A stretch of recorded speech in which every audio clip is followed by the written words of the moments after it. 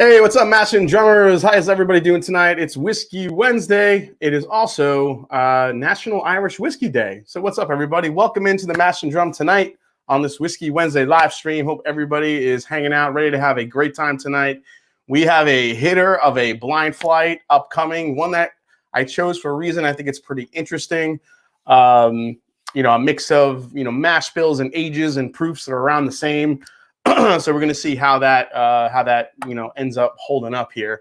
I want to say say hello to everyone in the chat. I know the chat's being really weird right now. I don't know what's going on with the Google moderator thing. That is not a feature that I've seen before. I don't know why it's happening. So if anyone gets their messages deleted from a Google moderator and not one of the moderators in the chat, like, the Bourbon Wrench or Daniel Kerber, then it's not us doing it or censoring you in any way. So I'm not sure what's going on with that, but we'll keep an eye on it and see if it goes away, hopefully. But with that, there's a bunch of you in the chat hanging out tonight. So I want to say hi to, Daniel Kerber. Let's see, Richie Z, The Roop, Univoke, Jen Ardolino, Beth Higgins, Old Man Joe, Demir Kulina, Whiskey Mountains, a.k.a. Adriana. Go check out Whiskey Mountains on YouTube. Top Shelf Dustin is here. What's up? Go check out his channel, Top Shelf Whiskey. Young Pei Chang's here. Don't let the robots put their... I missed that one. The Babes of Bourbon is here. Keith Schmidt. There's the Bourbon Wrench. What's up, man? Whiskey Nose is here. Yeah, I got the train tonight. Old hanging out. Gotta own it. Let's see. Tammy Brennicky is here. Nice to see you as always, Tammy. Hope Brian is there with you. Dusty Dan is here. What's up, Swan? He is pouring some Redbreast and relaxing. Donald Rance, of course, is here. The Irish Whiskey Yoda. Peter White. Let's see. Cameron is here. T. Hutch. Bourbon Battalion. My buddy Bobby's here. If no one has checked out Bobby's channel, Bourbon Battalion, he does some really with a feature on some great blending. So go check out Bobby at Bourbon Battalion. James Webster with the first super chat. Cheers, Whiskey Wednesday. A little bit of, let me go back and see that. A little bit of rare breed this evening. Always a wonderful choice. Landon Nimmer, Will Carter, Curry Bowling is here. This is awesome. Whiskey Samurai. Roscoe P. Coltrane in the house. Garrett Buffington, Big Dogger, a bunch of you guys coming in. This is awesome. So tonight, we're going to dive into a pretty sick blind flight. But first, we're going to start off the night with a little Irish whiskey because it is National Irish Whiskey Day here in the U.S. So I poured my favorite that I have right now. Well, I mean, one of my favorites. I figured I'd pour this. I haven't had this in a while. This is a Teeling single cask. It is 14 wonderful years old, aged in a chestnut cask and cask strength. So you guys check out the bottle there. Boop. There you see the beautiful Teeling. This is amazing stuff.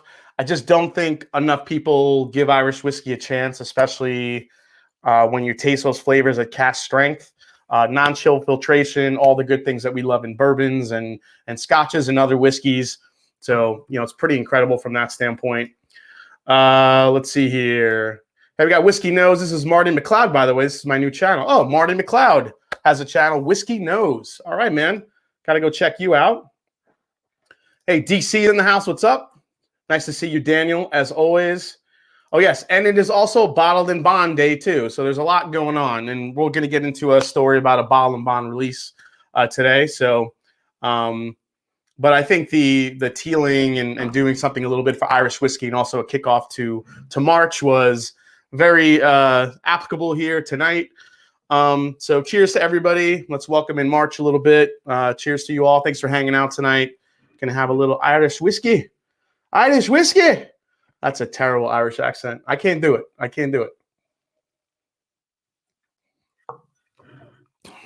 Oh.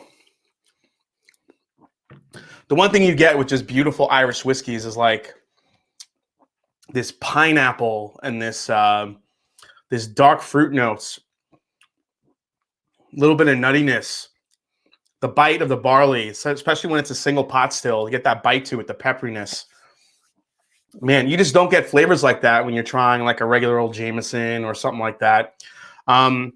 for those of you out there that, I mean, Irish whiskey, you know, I mentioned this in my my Blue Spot review. It's one of, if not the fastest growing whiskey segment in the world right now. There's roughly about 50 whiskey distilleries going on in Ireland today that are either operational or in some stage of development. And it's just kind of pushing everything forward. You know, there was just a mere handful of them not that long ago. And all of a sudden, this big Irish whiskey boom is now happening, and a ton of different Irish whiskey makers are getting in the game. There's a lot of new cask experimentation going on, which is exciting in Irish whiskey as well.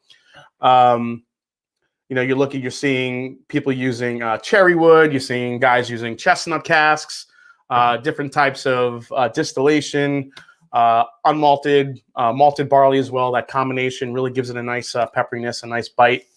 Then you have, you know, Irish whiskeys have always been popular for their single malt, you know, status. So a lot of, you know, Bushmills using that single malt mash bill, you know, for their Irish whiskeys. But now you know, there's a lot of single malts across the board. Teeling single malt is actually one of my favorites as well. But Waterford Distillery, which is a newer Irish whiskey startup, is kind of doing the same thing that you're seeing like in the world of Scotch, like that Bruichlotti's doing, and Kilchoman and some other ones, where they're sourcing different barleys from different farms across Ireland and you know, putting them into different batches and seeing what happens. And that stuff is starting to come of age.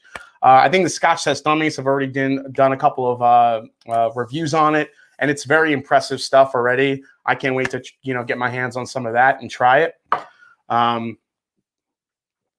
And then you have, all these craft distilleries that are coming of age as well. Roe & Co. in Dublin, Deep Distillery, deep dive in distilling and you know, history in Dublin, Dublin Liberties and Pierce Lyons as well. So you have a lot of great things happening in Irish whiskey. And also, I don't know if you guys caught this one. This was actually going to be my next review. The brand new Redbreast Small Batch Cask Strength.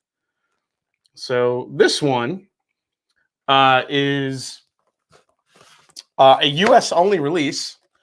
So we'll get into this one in a little bit, but I want to say thank you to Forrest Moses. Gotta say, it's pretty weird for me. I'm getting over COVID-19, no taste and smell, so bottle killing all of my worst bourbon. That's a smart move, man. Well, I hope you get better. Absolutely. Let's see. Yeah, Bourbon Wrench is in the house. Donald Rand says Great Northern will become Ireland's MGP. There you go. There's just a lot of, I think, great things happening. Hey, Aiden Craig, cheers. Got the bottle today. Thanks so much. Aiden helped me grab a bottle of my favorite Elijah Craig barrel proof batch, the C918. So thank you so much for that. Hey, Jeffrey Wax in the house. Dan Colgan. Yes, terroir. There's a lot more focus on terroir because of, you know, like I said, with what they're doing in Ireland, all the different distilleries sourcing different barleys from all over the country. I think there's a lot of good things to come. And I think we're getting to see now the non-chill filtered and the cask strength stuff. You have the Blue Spot. Redbreast has been doing it. Everyone seems to always go to Redbreast when they're talking about single pot still, which is, you know, a very unique type of whiskey making, especially that's indigenous to Ireland. But, you know, a lot of craft distilleries here that are using it for bourbon, and I think it just adds a really beautiful type of, you know, mouthfeel to the whiskey itself.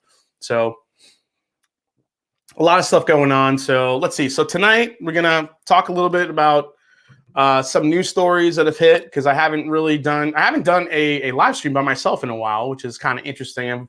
I've been having guests on like crazy, which has been amazing, learning about some new channels, and I can't wait to do that some more. But I just kind of wanted to hang out with you guys tonight and talk to you a little bit. This will also be kind of a live Q&A night. So if you guys have any questions about the channel or about anything, you know, throw down a super chat and get your questions in. Also, any super chat tonight will get you. I'm going to be doing 2 giveaways, and tonight I figured instead of whiskey, let's give away some. I wanted to give away, I have a lot of new glasses on my site right now. So I'm going to be giving away 2 pairs of any glasses that you guys want, depending on who gets it. So you guys could get to pick out any 2 glasses you want on my website, and I will send them to you on the house. So that's what I'm going to be giving away tonight. I'll actually show you. Here's kind of the lineup what I have right now. So aside from the flask and the personalized ashtray, you have the, let's see. Yeah, you have the elite glass. The curved bourbon glass is probably still one of my favorites. The Canadian Glencairn is great. The stem tulip or the Copita, however you want to call it. Master's Reserve glass is great as well. And the I forgot how you pronounce that. I want to say the Toth glass, which I think is an Irish type of glass, if I'm not mistaken. So we'll have 2 winners tonight, and I'm going to send you guys any 2 glasses that you want. So we'll have 2 winners. So that's going to be the giveaway tonight, which will be great.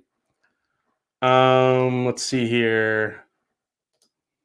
No Fugayo Train, Glenn. That's where I'm working on that. Actually, I got Chris in the chat, Chris Luddig. He's working on a really fun design and logo for it because he's an illustrator. I felt like it needed an illustrator's touch. So we'll see what happens with that. Aiden Craig, glad you got the bottle. Sorry it took so long. Enjoy. I picked up my GTS 2020 and a Foursquare 2008. Feeling good this week. Hell yeah, man. Oh, there it is. Tua. So Tua glass. Like Tua Tagovailoa for the quarterback from the from the Dolphins. The Master Drum, Cocoa Pebbles or Fruity Pebbles. The Ask Anything, literally Team Fruity. For me, I think it's I might go Fruity Pebbles. I might go Fruity Pebbles on the Pebbles train. I like that question. Daniel B, awesome. Thanks for chiming in here. Nice super chat. I want one of those ashtrays, Joseph Brazers.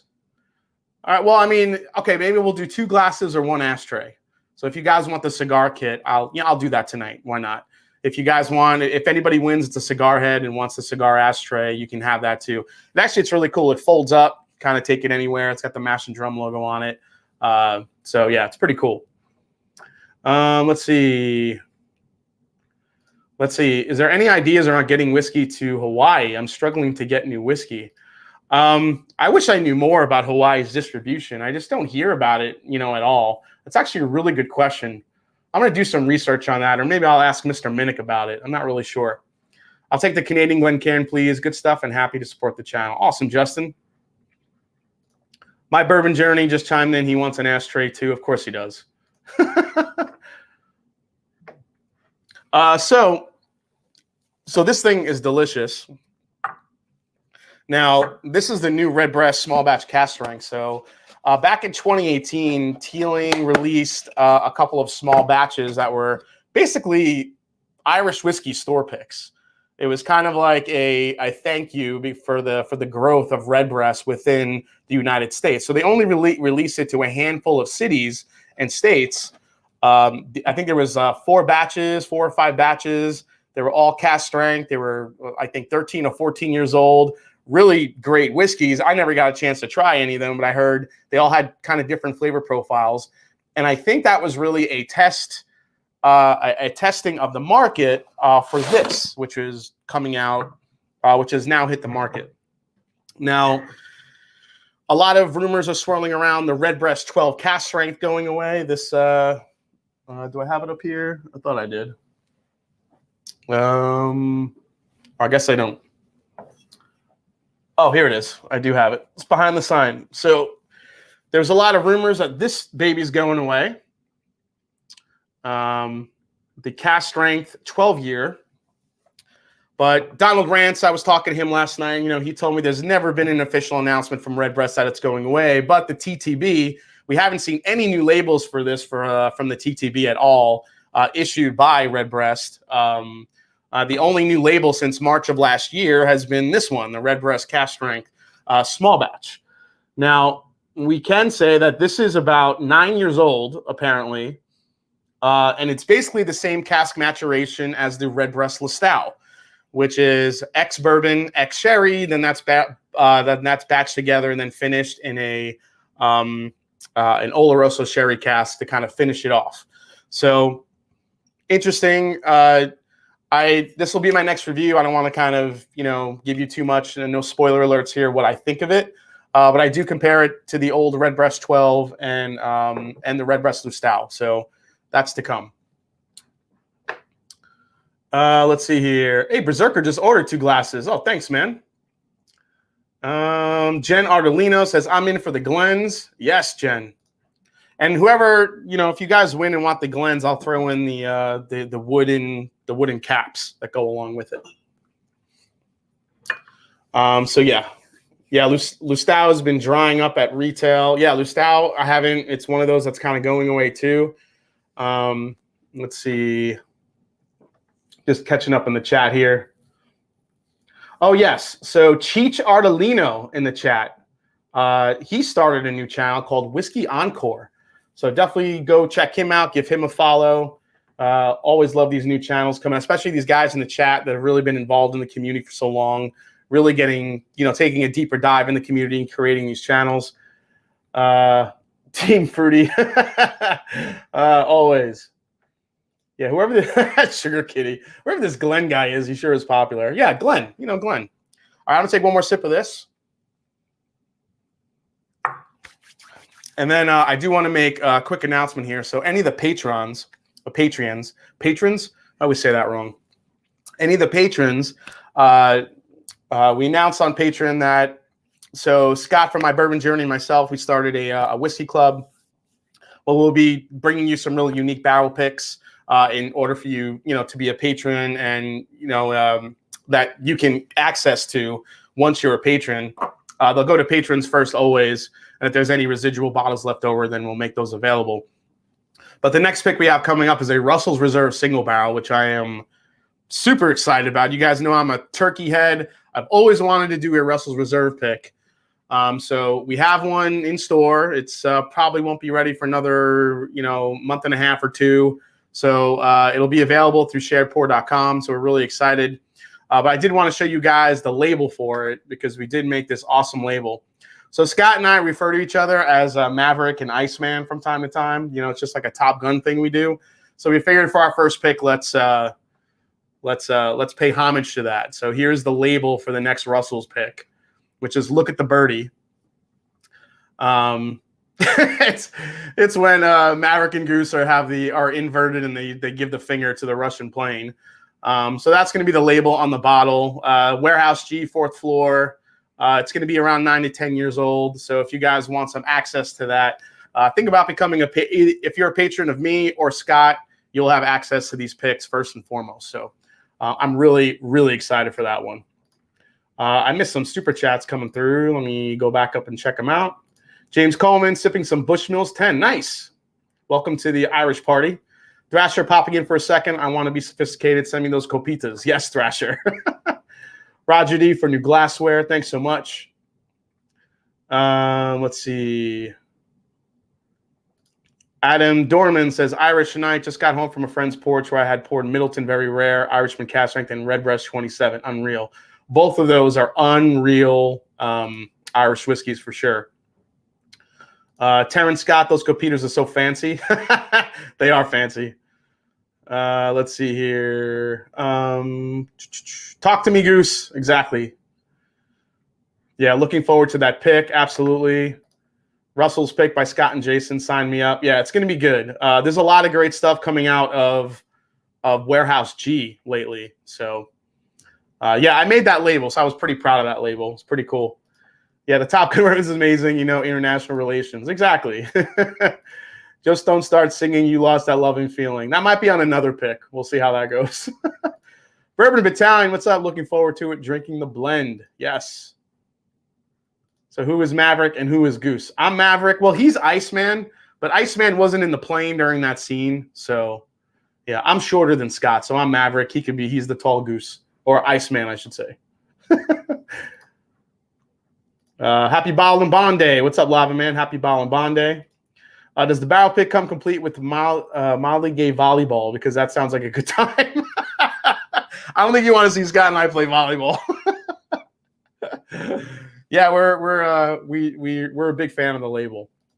So let's get into some news stories here.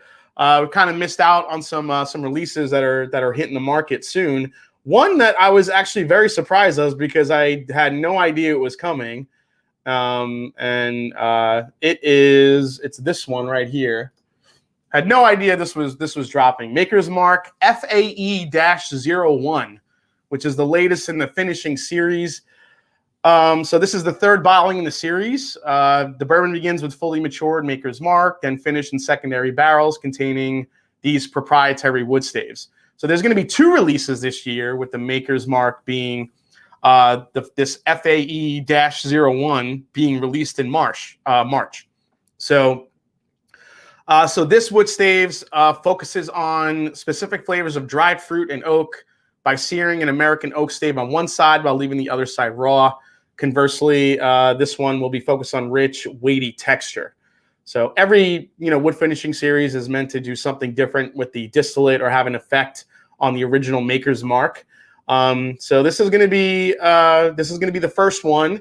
Then we're going to see the Maker's Mark FAE-02 released in fall later this year.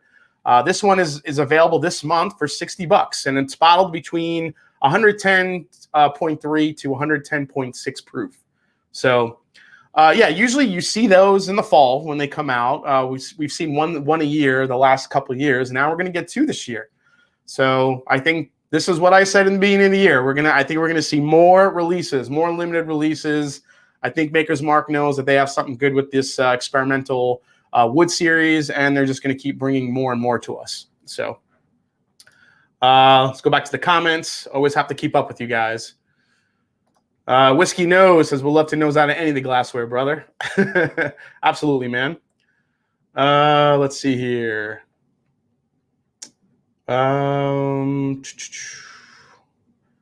Yeah, that Maker's Mark is next on my radar. Absolutely, Ramiro. I feel you on that one. RVA Whiskey, Solange. Absolutely. What else? Yeah, you guys, what are your guys' takes on the Maker's Mark the last couple of years? I was a huge fan of the RC6. Last year's I liked, but it was just more of a punch of like caramel and vanilla and like a butterscotchy type thing, which I think they wanted to get out of that one.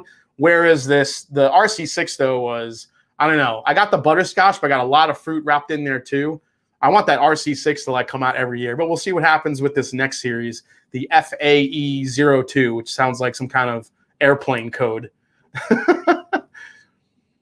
Let's see here. Top Shelf Dustin, lots of great nosing glasses, Jason. I don't know about nosing out of the ashtray. Well, I mean, well, think about it. I mean, when somebody in the room takes a fart and then, you smell it, that's kind of sniffing out of the ashtray, isn't it? It's no different. Cheech Charlie, thanks to the channel of Jason. Thanks to the channel of Jason, the best people in this community. Absolutely, Cheech. And Cheech, we'll work on having you on at some point soon when you're ready to go live and all that stuff. Let me know, man. John Dickinson, nice cap. Yeah, I got this from Chattanooga. Hey, Kilco's in the house. What's up, man? All right, let's go to the next news story here, which is, and this is one that I'm very excited about, is this baby. The Michter's Barrel Strength is coming back. The Michter's Barrel Proof Kentucky Straight Rye. This week they announced it. The last time this was offered was April 2019, which was a while back. Michter's Master of Maturation, Andrew Wilson, said these barrels are just the right point to highlight the beautiful nuances of a great rye whiskey. This release is a powerhouse. So this is going to be released nationally in March this month, and internationally with an MSRP of $100. So this is my favorite rye ever. Like, I love that rye. I've had a lot of great rye whiskeys. I always go back to that one for whatever reason. The Michter's Barrel Strength Rye. It's sweet, it's savory, it's spicy. It has all the things that I love in a rye. I'm glad to see it coming back. I do think Michter's is sending me a couple samples of that. So I am really, really, really excited to get those samples and give you guys a solid review on that one. I mean, I'm going to love it, but I'll compare it to a couple of the other previous batches I had just to see, what they are. The proofs do vary in those because, it is barrel strength. So we'll see what happens. But I love that stuff. I'm a huge fan of that one. Let's go back to the comments here. Yep. Hells yes. Yep. They are very good. I think the only thing that could maybe compete with it for me would be a Man, if Heaven Hill ever did a barrel-proof Pikesville, shit. How good would that be? Take another sip of this. Man, I love Pikesville. If they did a barrel-proof Pikesville with that age, I mean, I know it's already 110 proof. I know it's already pretty high up there, but man, I would love a barrel-proof Pikesville. Yeah, and that's the other thing. If the rye tops the JD Barrel Strength Reserve, so that's the other comparison I'm going to be doing. I haven't done that comparison yet, so we'll be curious to see how that happens. JG poured some Teeling small batch to join you. Awesome, man. Thanks, JG. Nice to have you in the chat. Yeah, barrel-proof Pikesville, double oaked, Michter's American. Yep. Man, a barrel-proof Michter's American. I didn't even think of that one. That'd be like drinking vanilla syrup. Thanks for the great hope of a new day's dawn. Absolutely, man. Thanks for coming in and joining. We have 370 watching the chat. This is awesome, guys. Better than the JD Barrel-Proof Rye. Tim Gorgeous asks. I don't know, man. I think they're different. I feel like the Michter's is more herbal. It's got more of that spice to it, whereas the Jack Daniel's just has like all this candy aspect to it. But I will do a comparison when I get those samples for sure. Thank you so much, Brett, for the support. You're in. DC, I'm absolutely head over heels for the Kentucky Owl 4 Rye. If you've had it, thoughts. If you hadn't had it, message me. I have not had batch 4 yet, but I've heard great things. I still haven't had a Kentucky Owl batch that tops batch 1. So, Daniel, if you think batch 4 can top batch 1, I'd be glad to try. Martin Gaffey, barrel-proof Woodinville Rye. Oh, hell yeah. Yeah, JD, I would think it'd be sweeter, Jennifer. I totally agree. All right, let's go to the next story, and this is for all you Ardbeg fans. I think I kind of missed this one. This is the next Ardbeg that's going to be coming out. The next Ardbeg committee release. So this is the Ardbeg, and this is going to celebrate Mickey Heads. So they announced this a little while back, but haven't really gotten a chance to talk about this. So this is going to honor former distillery manager Mickey Heads. He started the distillery in 2007, retired in 2020. This is aged entirely in ex-rye whiskey casks. So now you have the smoke and you have the spice, which is a first for the brand. The label featuring Mickey as a salty sea dog was designed by Brazilian artist and graphic designer Butcher Billy. It's a non-age statement release, bottled with non-chill filtered at 51.8% ABV. So this is expected to arrive in the U.S. It's supposed to be here already. I'm not sure if anyone has gotten their hands on it yet. I know Eric Waite, Whiskey Studies, he's pretty quick at grabbing these, but I haven't seen a review yet. This has an MSRP of $180, which is about what they go for. They're usually in that 160 to 180, 190 range. The only fear I have with the Ardbeg committee releases is they seem to be getting younger rather than older. It's kind of like they do a younger whiskey. They put some crazy spin on it, like the drum had the rum. Then we were back to Cabernet casks and, a lot of different things that happen. But the complaint always seems to be, we're getting younger whiskey, which I think just has to do with the demand, especially for Ardbeg. I don't know if Top Shelf Whiskey, if Top Shelf Dustin has any thoughts on that. I know he keeps his, yeah, DC says Isla finish and rye. Hell yes, absolutely. Ardbeg with rye, damn, gimme, but I won't see it. I'm hoping I get some soon here. I know the committee releases do hit Ohio, so I'm going to keep an eye out and be sure to get a review as soon as I can. Bourbon Battalion, Wild Turkey Rare Breed Barrel Proof Rye is a straight up fight. Yeah, I could see that. Let's see. Who's drinking scotch tonight? I'm sipping Bunnahabhain. Oh, that's my favorite. Joe Sprazo, why does that pirate look like a Jerry Sandusky? He kind of does. SG Flying, Shari G. What's up, Shari? Thanks for coming in tonight. Awesome to see you as well. Marvin Coleman, what's your favorite scotch right now? That's a good question. I'm really high on Talisker right now. I'm drinking a lot of Talisker stuff. I think Talisker, Bunnahabhain is always there. Bruichladdich is always there. Unfortunately, there aren't a lot of Bunnahabhains here in Ohio. There's the Bunnahabhain 12, and then there's there's one I can't pronounce. I don't remember the name of it. but there's really only those two, so I can only really enjoy the 12. I have a couple bottles of the 18 that I go to every now and again. I also just got a PX, a 14-year-old PX single cask. That's phenomenal, so I've been saving that one. So there's some really good ones out there that I truly love that I have. But Talisker has been one of the ones I keep going back to lately. The 18, the Dark Storm, the Storm, even the 10-year is great. I love that salty, sweet, briny type of flavor profile to it. I have a full lineup review of the Talisker coming soon. I am planning on doing some more Scotch reviews. I've been getting a lot of comments and a lot of requests ever since I did the blind tasting from Aquavite from Roy. So like, you seem to pick up Scotch pretty well. Would love to see some more reviews from you. So I'm definitely have that in the pipeline for sure. Let's see here. Top Shelf Dustin. Here we go. I'm done with Ardbeg special releases. They are getting downright young. The black was my final straw. Good wine cask, but so young. And so Dustin kind of, he kind of justified my theory here when it comes to these Ardbeg releases getting a little bit younger, putting it in a fun cask and selling them at a premium, which is, it's something a lot of whiskey companies are doing, unfortunately. Thrasher sold bottle, my local glass lock Kate last night. They wanted 400. Oh my God. F that. Berserker, you should have a display of your glasses on your set so people could see them during your reviews. Yeah, I definitely need to get more. I need more of my curved bourbon glasses, for sure. Let's see. Bourbon Wrench in the house. I'm ready for Glenmorangie finished in Oogie casks. They could do it. Oh, that's an interesting combination for sure. Young Pei Chang, may I put up a bottle of Early Times Bonded for tonight's giveaway? Absolutely.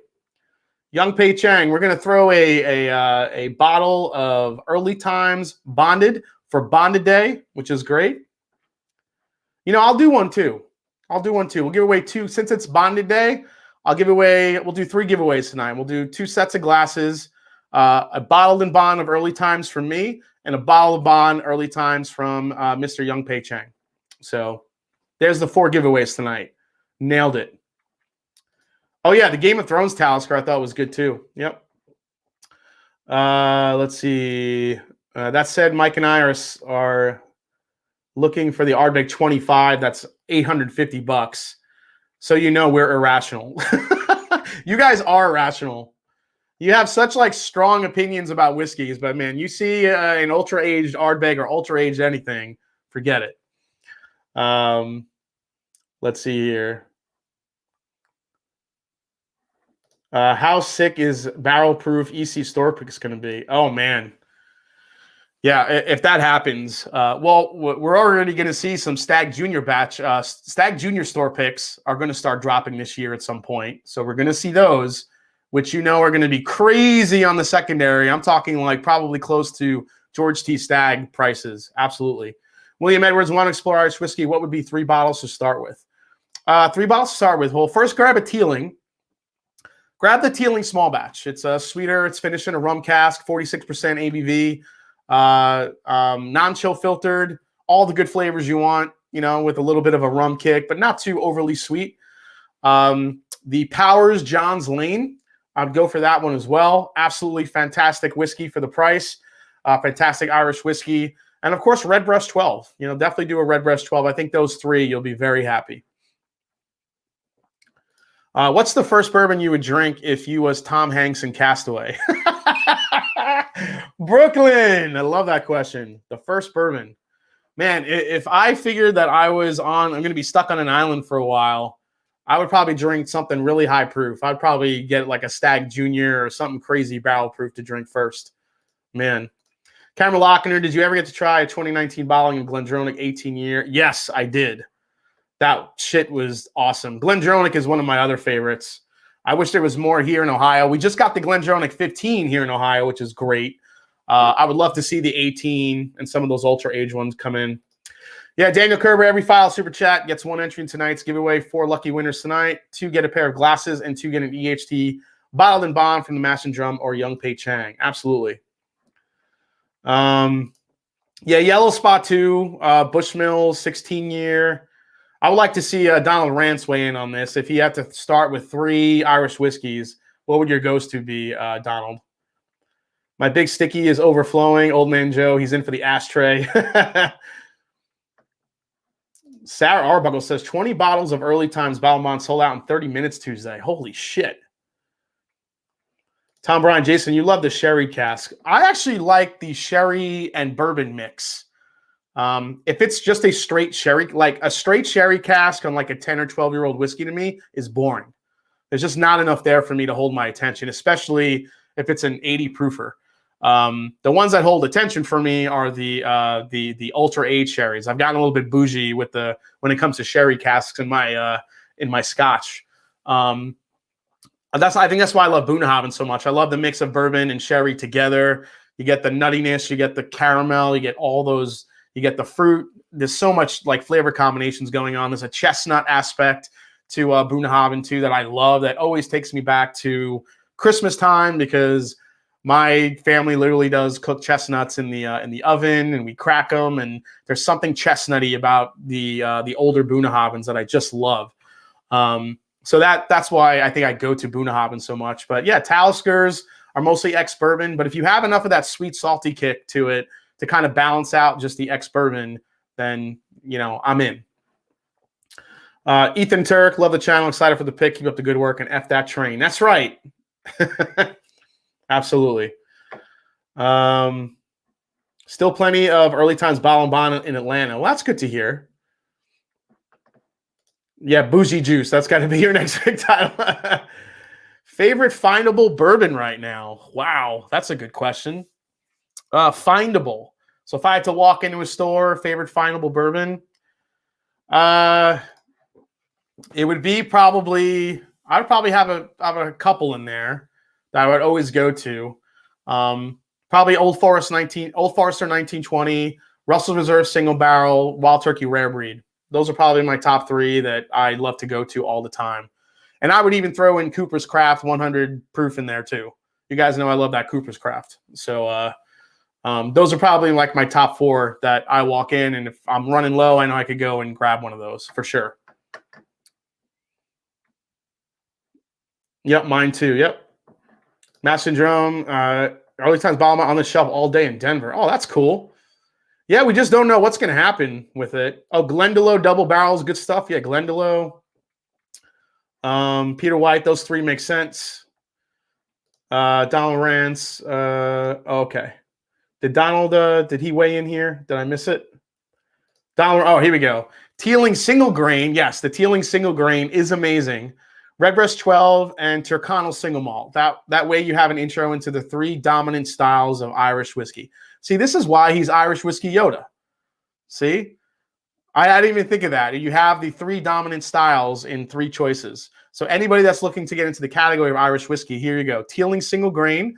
You got your grain Irish whiskey, your Redbreast 12 single pot still, and then you got the Tyrconnell single malt. What you get? So you get those 3 variations to kind of take you through the flavor stylings of Irish whiskey, and you can find out exactly what you like. I happen to be a single pot still guy, but every now and again, a single grain, a single malt is really good, especially when it's well done. Absolutely. Oh yeah, Old Forester Signature 100. That's definitely good for $23. What are your thoughts on Jack Daniel's Bottled and Bond? I can't say I've had that yet. That was a travel exclusive for a long time, but I know it's coming out in the States as a regular release, so I'm looking forward to trying that one. Oh yes, Abelor Abunad, Mike Nissen. That was actually in my Scotch for bourbon drinkers video because it's cask strength sherry goodness, and I think if you're used to a higher proof, you would love that one. Master Drum picked up a Compass Box Magic Cask a few weeks back. Absolutely love it. I've yet to try that one. Master Drum, how in the world would you ever be low in whiskey? I probably wouldn't.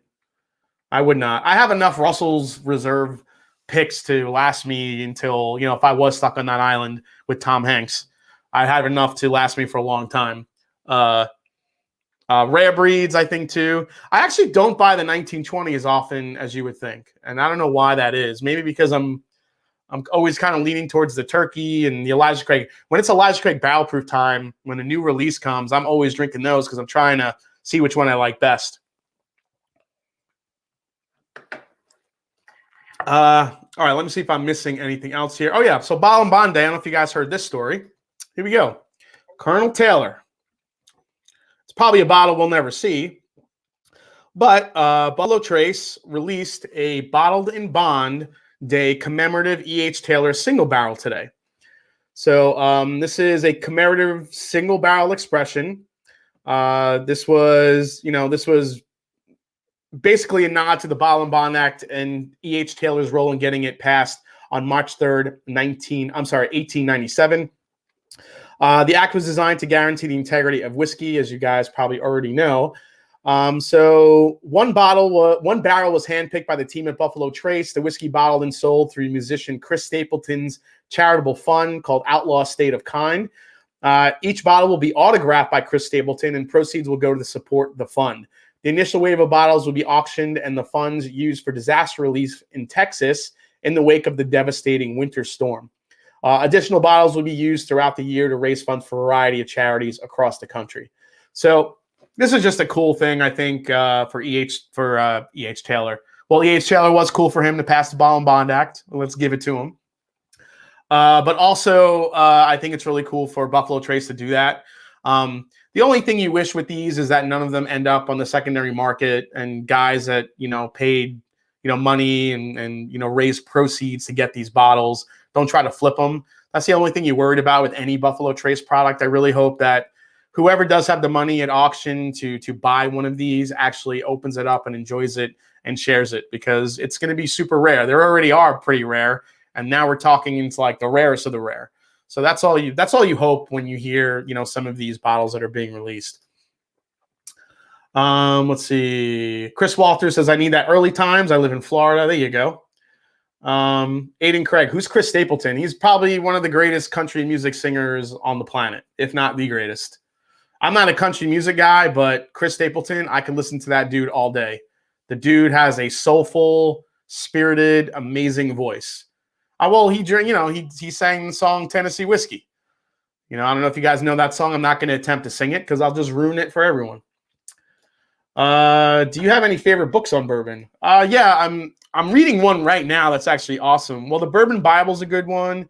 Bourbon Justice is a great book if you're interested in like the law and the legal, things that happen in the world of bourbon back in the day. It'd be crazy. It's crazy to read who the hell tried to sue each other. I mean, just great stories in that. Of course, David Jennings' American Spirit, because I'm a huge turkey head. And I'm reading the book right now, Pappyland, which so far has been really awesome. So those are some really great books to read. And I always recommend Fred Minnick's Bourbon Curious if you're just getting into bourbon. It really breaks down pretty much anything you really need to bourbon if you're just, wanting to get into it. So, yeah, Stapleton's Transcends Country. Well, that one jumped up. Stapleton transcends country, one of the best songwriters of a generation. And that's the other thing that he is. He's not just a great singer, but his songwriting is incredible. Hey, there's Rarebird 101. ADHD whiskey. Which fork do you use with your bourbon? Peggy No Stevens. I use the little mini forks, the ones that you eat like little gherkins with. No, sorry, we got Eric. Yeah, Eric Church. I don't enjoy. Yeah, Chris Stapleton is on a whole other level than Eric Church, in my opinion. Kilko, I have so much whiskey. I always want more whiskey. I did a short video on Bottle and Bond Day yesterday and found out about E.H. Taylor hand in that. There you go. I mean, E.H. Taylor, he drove that. E.H. Taylor had a long story. He drove that whole process. I mean, he got a lot of other people involved, but he wanted that to happen. He didn't want anyone, because he was so, he had so much integrity in his bourbon that he made. He didn't want anyone fucking with it and putting out stuff that was unaged and just, tobacco spit and battery acid and all that rock gut stuff that the rectifiers were putting out. So because of him, we had... It's interesting because back then when this happened, 1897, the Bottle and Bond Act was created. And then today, there's a lot of bottled and bond out there now, but now I think it's used more as a marketing term rather than a term of, you know, something that's authentic, if that makes sense. You know what I mean? So, you know, back then when it said bottle and bond, it meant something. You know, it meant something to the consumer, and it meant something to the people making the whiskey, especially Colonel Taylor. But I think today, in today's realm, with so many whiskeys that are out there, I think that now it gets used more as a marketing term. People see bottled and bond, and they see it as a term of authenticity, but they also see it as something that they want to collect. So that's just my take on it. Let's see. Who do we got here? Yeah, and the Rex Fires were like, F your bourbon, the Colonel. Team Glassware, the Babes of Bourbon. Yes, everyone go check out the Babes of Bourbon. Great channel as well. Just love those twos. Love used twos. Well, just looked at the Chris Stapleton charity for the H, and current bid is $7,750. Dear Lord. Oh my God. I'm in for a sample of that old Ars Jim Beam train sample, FYO train. I'll have to crack one of these open, do an FYO train giveaway, but you heard what Fred said. The bourbon in there is probably not going to be too great. Edward Fulmer just picked up very old Barton 100. From what I understand, it used to be bottle and bond. Wonder how it compares to the older stuff. That's a great bourbon. It's just, you know, that would probably be one of my, you know, regular cheaper sippers if it was available where I am, but it's not.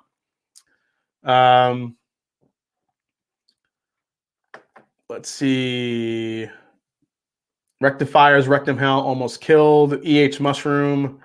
Mash and Drum, what's your opinion on Traverse City? You've been seeing more picks here. I'm a huge fan of the Traverse City barrel-proof ones. I haven't had too much of their other stuff. But the barrel-proof ones I've had are pretty good. RVA Whiskey, Drumline, F the Train. I'd love to see the Drumlines in the house. Nate Russell, have you tried any of the Waterford Terroir releases? I really enjoy the Rathclog 1.1. I haven't yet, but I think I'm not sure if those are coming to Ohio at any point.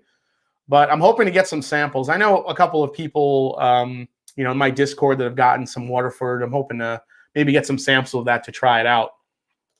Ashton Joe, I love when someone compares current bourbon cask finishing with what rectifiers were doing in decades past. Yeah, that's bullshit. That's not even close. Not even close. You're gonna compare a port wine finish to someone putting battery acid in a bourbon? Come on. F you. No way. That's ridiculous. Those are like the far, you know, super duper purists who don't want anything to touch the bourbon except, you know, good old brand new American oak. That's crazy.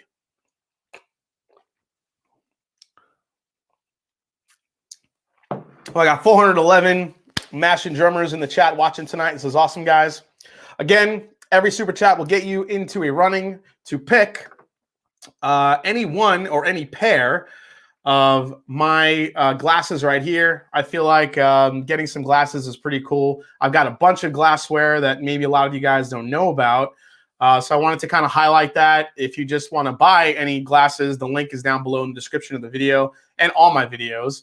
A lot of really great glasses. I'll probably be featuring some of these on my channel as well, up and coming once I get some more.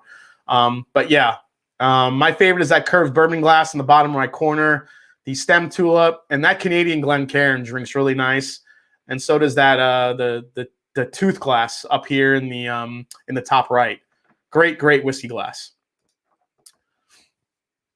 All right, let's go back to the comments. Jeffrey Noller making cocktails using, everyone's bottling Grand Marnier. So smooth, happy International Irish Whiskey Day. We'll be drinking Redbreast 12 next. Nice. Mash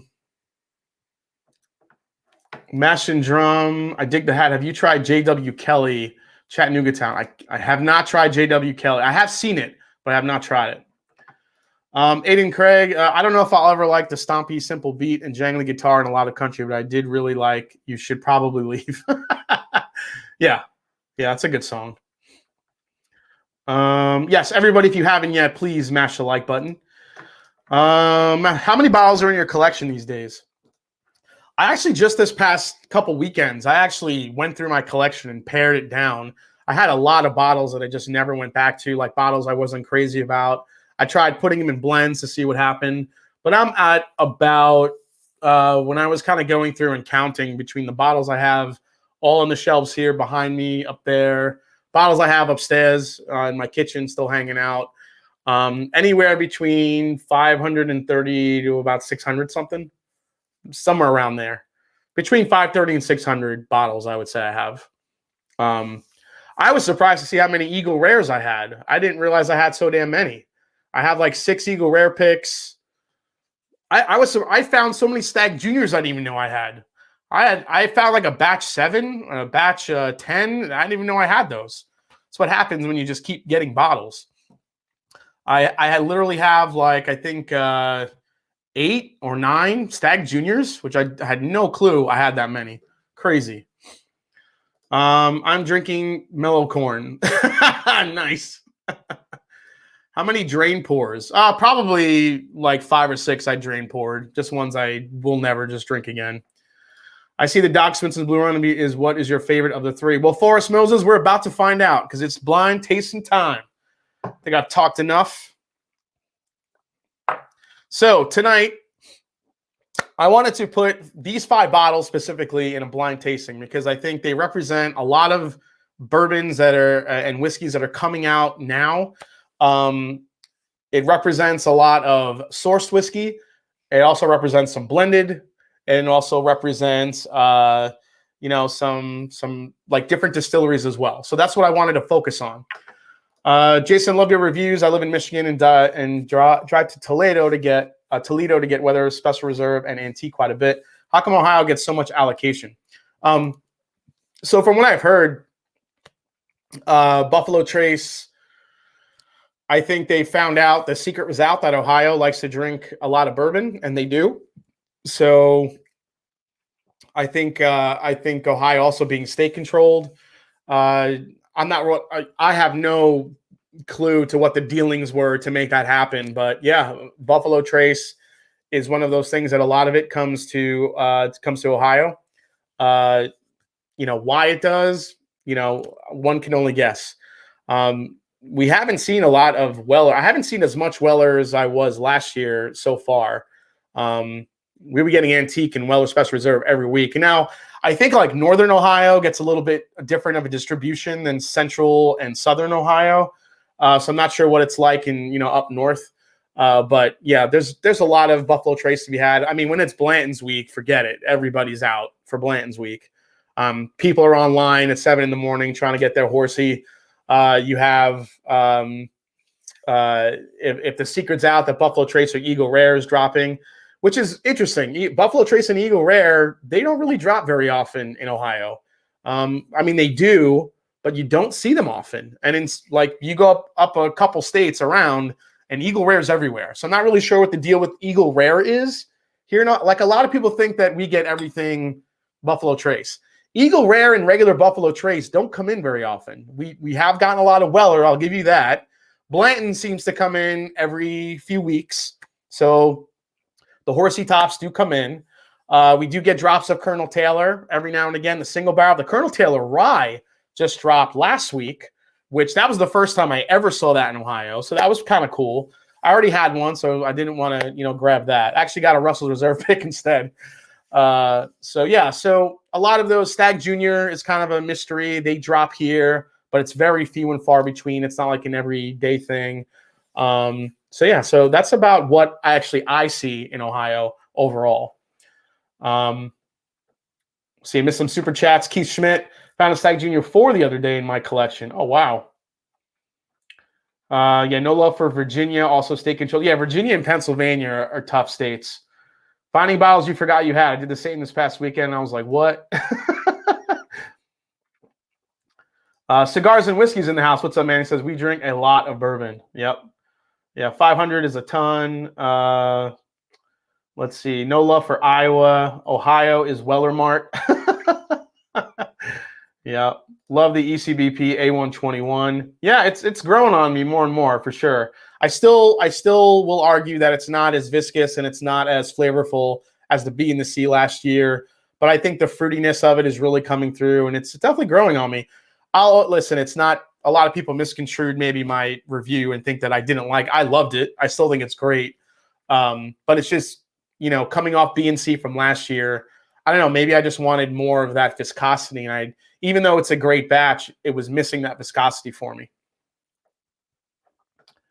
Master Drum, we don't get Eagle Rare either. Yeah. Dustin's down in Cincy, so yeah, I don't get it either. Blanton's is fine, but not the best. That's pretty much my motto. The Bourbon Wrench. As long as taters keep chasing subpar tasting bourbon, I'm fine. Keep your horsey. The Master Drum, your favorite bottled and bond pour of all time? Oh, crap. Oh, actually, that's a good question.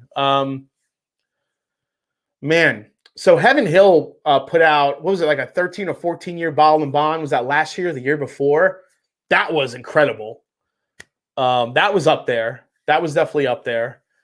Obviously, the Wild Turkey bottled and bond, one of my favorites. What's interesting is the Colonel Taylor. Is that true? Is the Colonel Taylor? Yeah, the Colonel Taylor barrel proof doesn't say bottled and bond on it, which is interesting. Trying to think what else. Oh yeah, the Old Fitz 15. The Old Fitz 15 was one of my favorite bottled and bonds. The Remus Volstead 14-year bottled and bond. That one's really good. And then I got to show you guys this, what I just got. I'm very excited about this bottle. Let's see. You mean the orange label, William Heaven? Oh, that's it. Yes, William Heaven Hill. That's the one, Brian, that I'm thinking of. Absolutely. That's what I meant. The William Heaven Hill orange label bottle and bond was an absolute hitter. That shit was delicious. Oh, E.H. Taylor 4-grain. I've gotten samples of that, man. I would love to. Oh, yeah, E.H. Taylor isn't 100 proof, so it's not bottle and bond. Yeah, I guess. Yeah, Wild Turkey bottle and bond 17. Loving all the answers tonight. Yes, I am trying. Have you tried any of the Parker's Heritage? Yeah, I've tried a few of them. I've gotten to try the wheat one. I've gotten to try the 20-something-year-old one, which was really good. Had a really nice funkiness to it.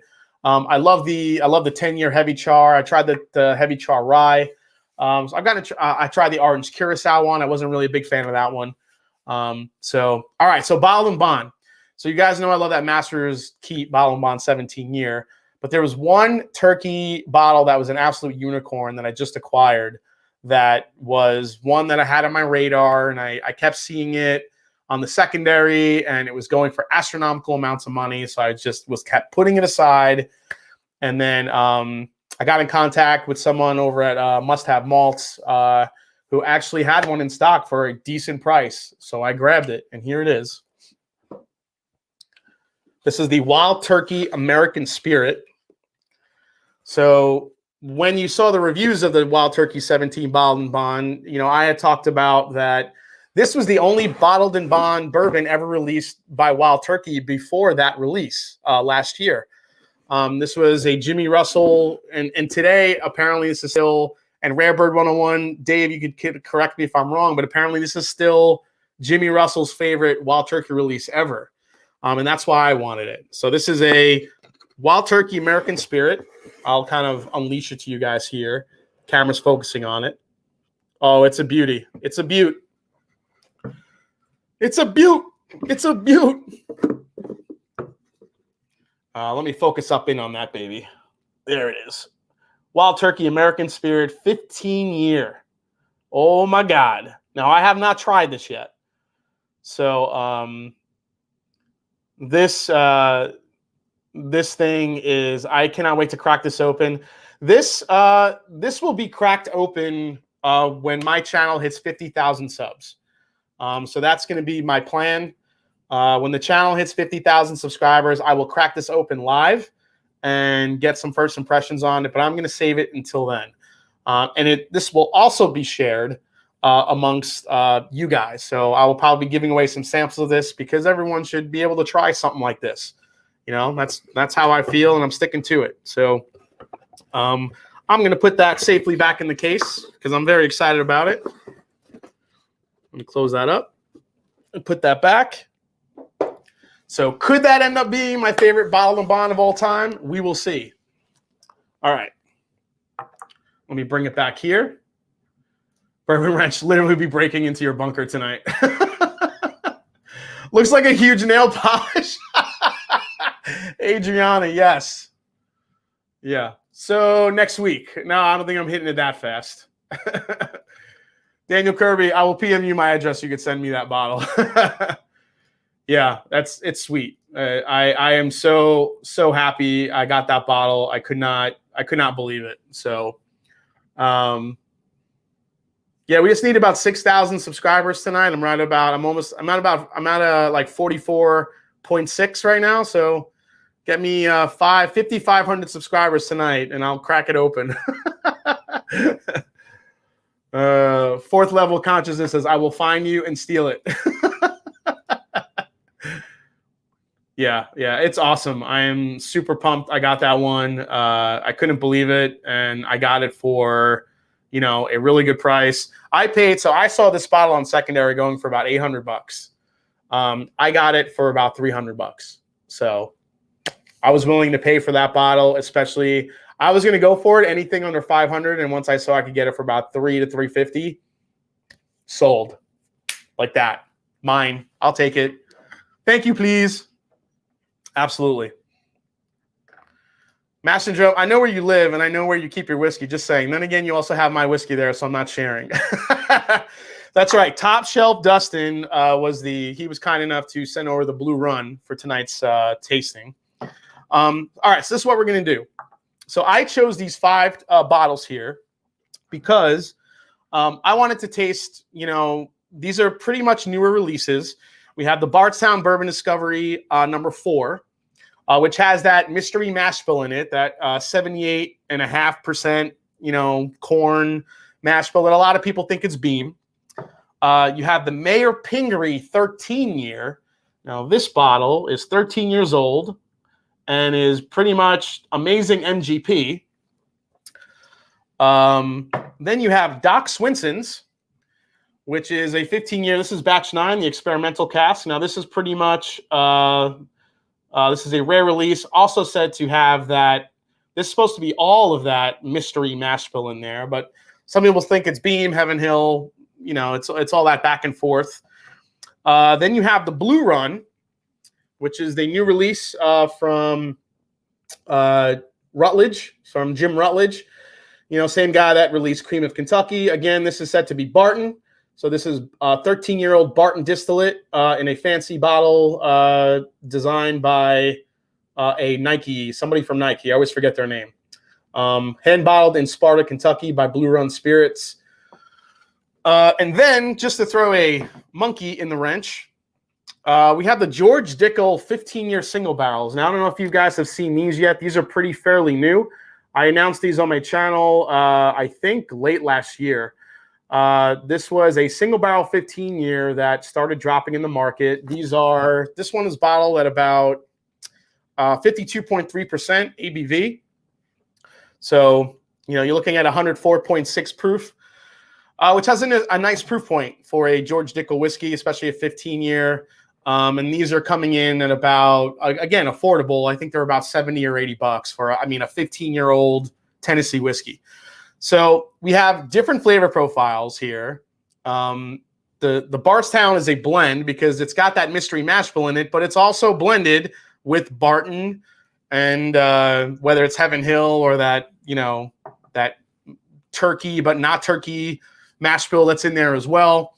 So we're gonna put these in a blind tasting. Now these were poured for me and shaken up here, so I'm gonna kind of mix these around. So I'm curious to see, out of all of these, which one I actually really prefer. Now, I haven't put the Blue Run against anything, so it'll be interesting. Bourbon Wrench is purchasing 5,500 bots as we speak.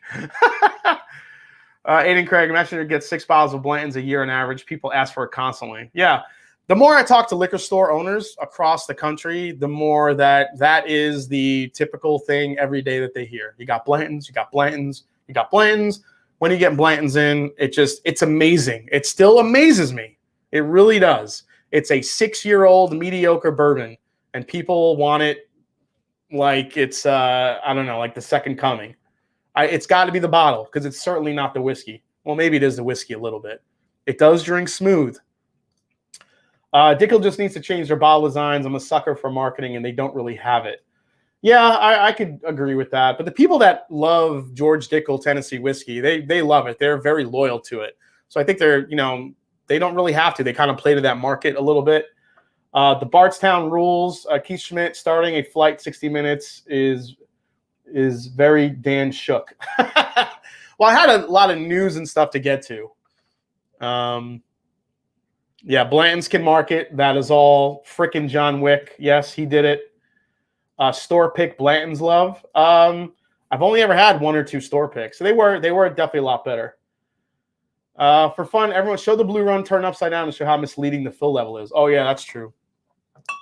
So good point. So this blue run bottle looks pretty damn full right now, right? You would think that's a little bit more than half. Turn it upside down. What the hell? Where'd all my whiskey go? I think there's a lot of bourbon that goes into this bottom bowl here that you don't really see, so it looks like fuller than it is. It's pretty crazy. So like to me, now I give Blue Run a lot of shit. I do. I've given Blue Run a lot of shit the last couple weeks because this is one of those. But like this happened already with Cream of Kentucky. Like here, I'll even grab my bottle. Let's see if I can grab it here.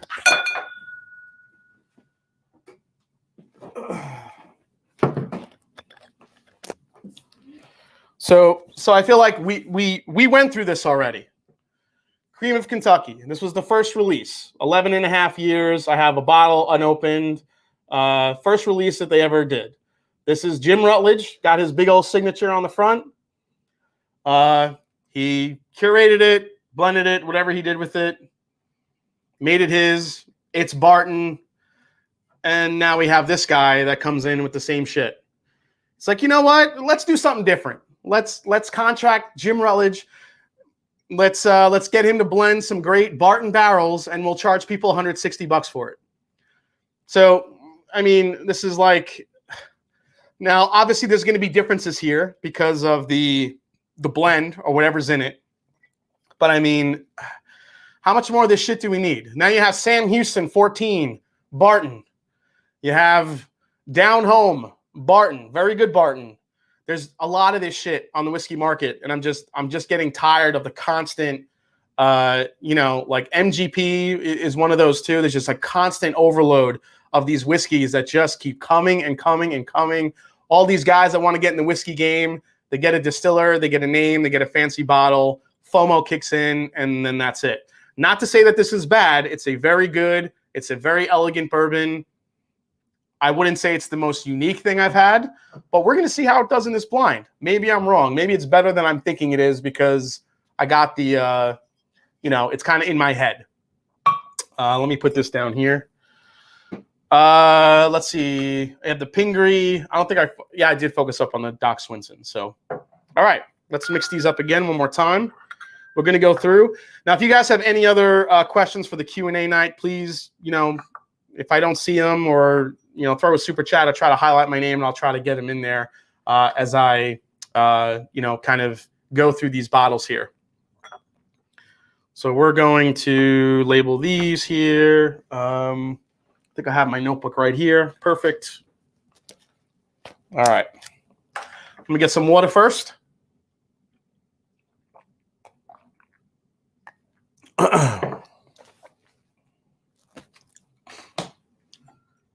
All right, first one up. Caramel bomb. A lot of caramel.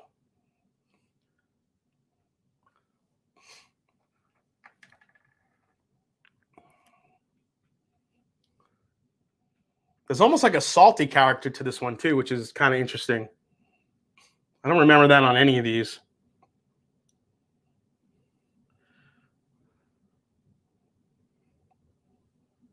What's up, Matthew Parks?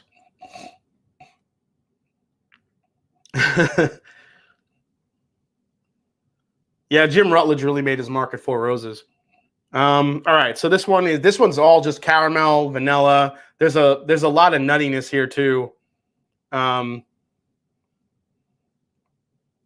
this is just cinnamon dusted pecans all day. Really, really good. The nose on this is really nice. It's got kind of maybe a Dickel-esque scent going on. Not sure if that's the Dickel. If it is, it's extremely sweet. Mash and Drum. How many times have you fallen on camera? You're such a good sport about it. Probably. Well, I had the fall that you guys know about, the infamous fall, which, you know, if you want me to play that, I haven't played that in a while. If you guys have never seen my fall on camera, here it goes.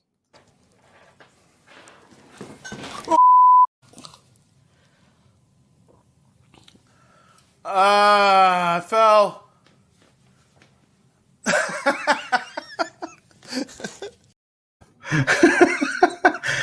Yeah, so that was the time I slipped on my my cord here and totally killed me. And I didn't fall the other time, but my backlight here fell on top of me and then fell on my barrel and broke my bottle of Ardbeg Black committee release. That was the other like big accident I had in the whiskey room, unfortunately. You like to give high-priced bourbon crap for great reasons, but the best overpriced, you wouldn't buy bourbon at retail. But the best overpriced, you wouldn't buy bourbon at retail, not secondary. Oh, but the best overpriced, you wouldn't buy bourbon at retail, not secondary. Okay. Probably Elmer T. Lee.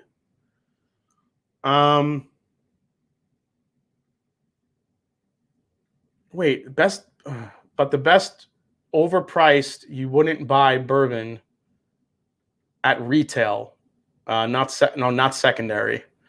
That's a good question. I would have to think about that, Dustin. All right, I'm gonna go for a sip of the first one here.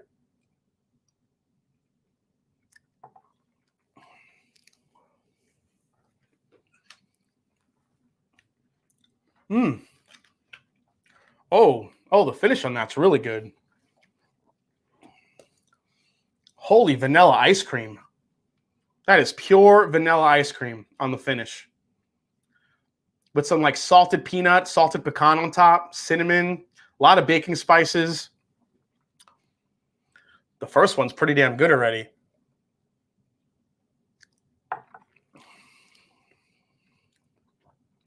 Chocolate. Man, the slightest hint of raspberry here too. There's a lot going on with number one. God, the vanilla, it's vanilla extract. You're literally drinking vanilla extract with salted peanuts. That's crazy.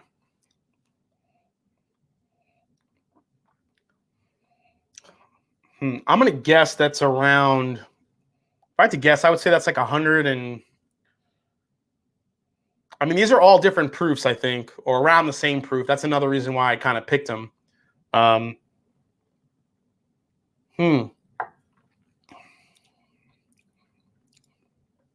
It's a little bit drying.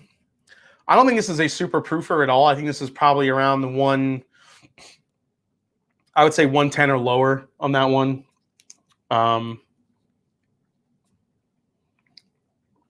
Let's see. Yeah, that is just pure vanilla extract. Jason, I'll throw in a bottle of Jack Daniel's Bottled and Bond for tonight's giveaway. Oh, shit. Whiskey nose. Okay. I like that. Yeah, the fall was pretty epic, man. Jennifer Price says, that's Doc. Vanilla saltiness. I don't know, man. I don't know if this is Doc. It's got... I mean, it could be. It's very nutty. It's very vanilla forward. Really good. Really, really good stuff. All right, let's go some water, then we'll go to number 2 here. Yeah, Tom Bryan.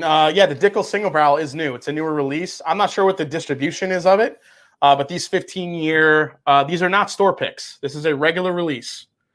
15-year George Dickel Tennessee whiskey for like 60, 70 bucks.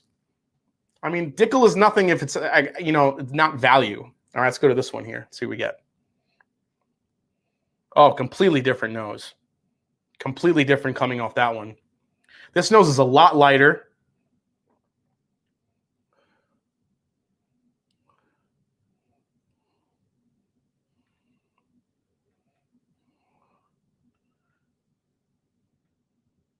Jeffrey Wack, I will be so surprised if Discovery 4 and Pingree don't come in the top 2.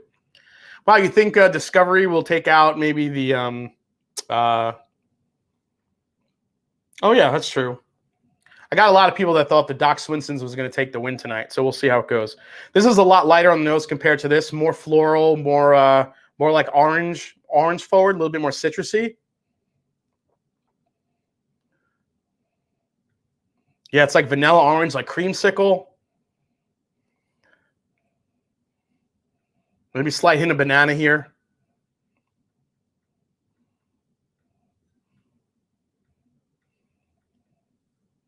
Man, this is good. It's nice on the nose. It's not overpowering. It's very sweet. We're getting a lot of floral qualities to it. There's like a citrus and a smoke aspect to it. Almost getting like a sweet barbecue nose on here too, which is interesting. All right, let's go for a sip of this one. Ooh.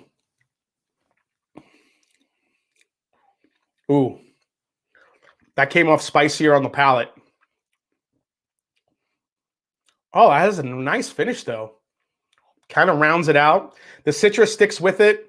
The flavor profile stays in that vanilla citrus category. A little bit of pepper. I think it'll get a little bit of butterscotch there, too, I think. I don't know if it's butter pecan. A little bit of butterscotch there, which I really like.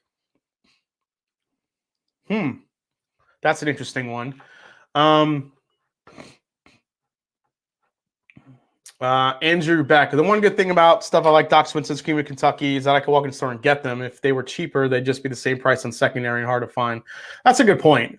Obviously, with anything else, it's always like what you're willing to spend. If you're willing to spend $150 to $160 for something like that, then go for it.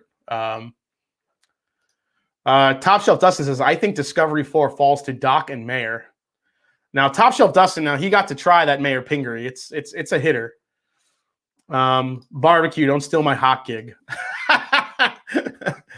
No, you said it smelled like stockings and I don't know what the hell you said. Master Drum Dickel Cascade Moon Edition #1 is decent in my opinion, but not price point. Yeah, I agree. The price point on that one is a little bit tough. Let me go for another sip of #2 here.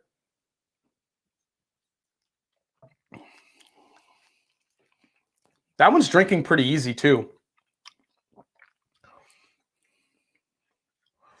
I would say that's in like a 105-ish maybe. It's not really drinking heavy at all. This one's a lot of citrus. Vanilla, it's floral. A little different there. Definitely different. I mean, this #1 is like eating a vanilla sundae, and then you got 2, which is like eating a an orange creamsicle with flowers on it.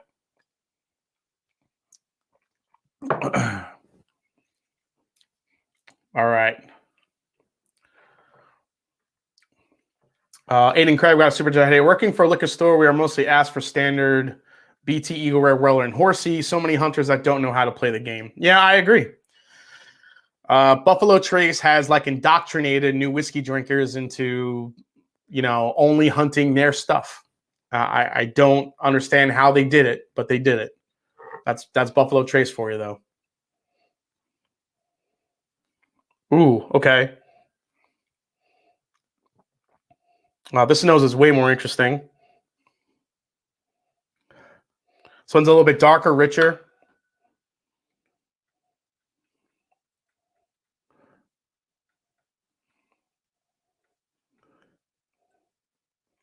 T. Hutch says, I've been through a couple bottles now of Discovery 4. It's good. I feel it's a bit overrated. They're better bottles for sure. I'm not... every time I go back to the 4 or the 3, I don't know which one I like better. Discovery 3 or 4. I think I tend to lean towards 3 because I like the spiciness of the MGP overall. This one's a little bit more vanilla and oak heavy.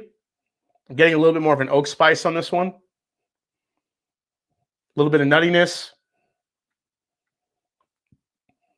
Strawberry. Got a little strawberry note on that. JG, what bourbon should I pour next? The one that's closest to you. Mind control nanobots in the Buffalo Trace. Yeah, I mean, I'm not sure what it is about Buffalo Trace. All right, let's go for a sip of this one.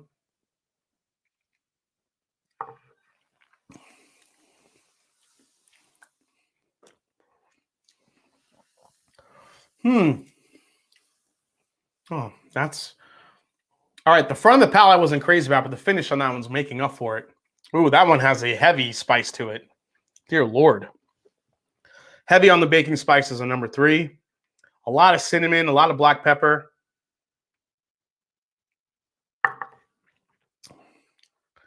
Ben Lagarde just had some of my new club pick, Ironwood Harbinger. Delicious. Nice.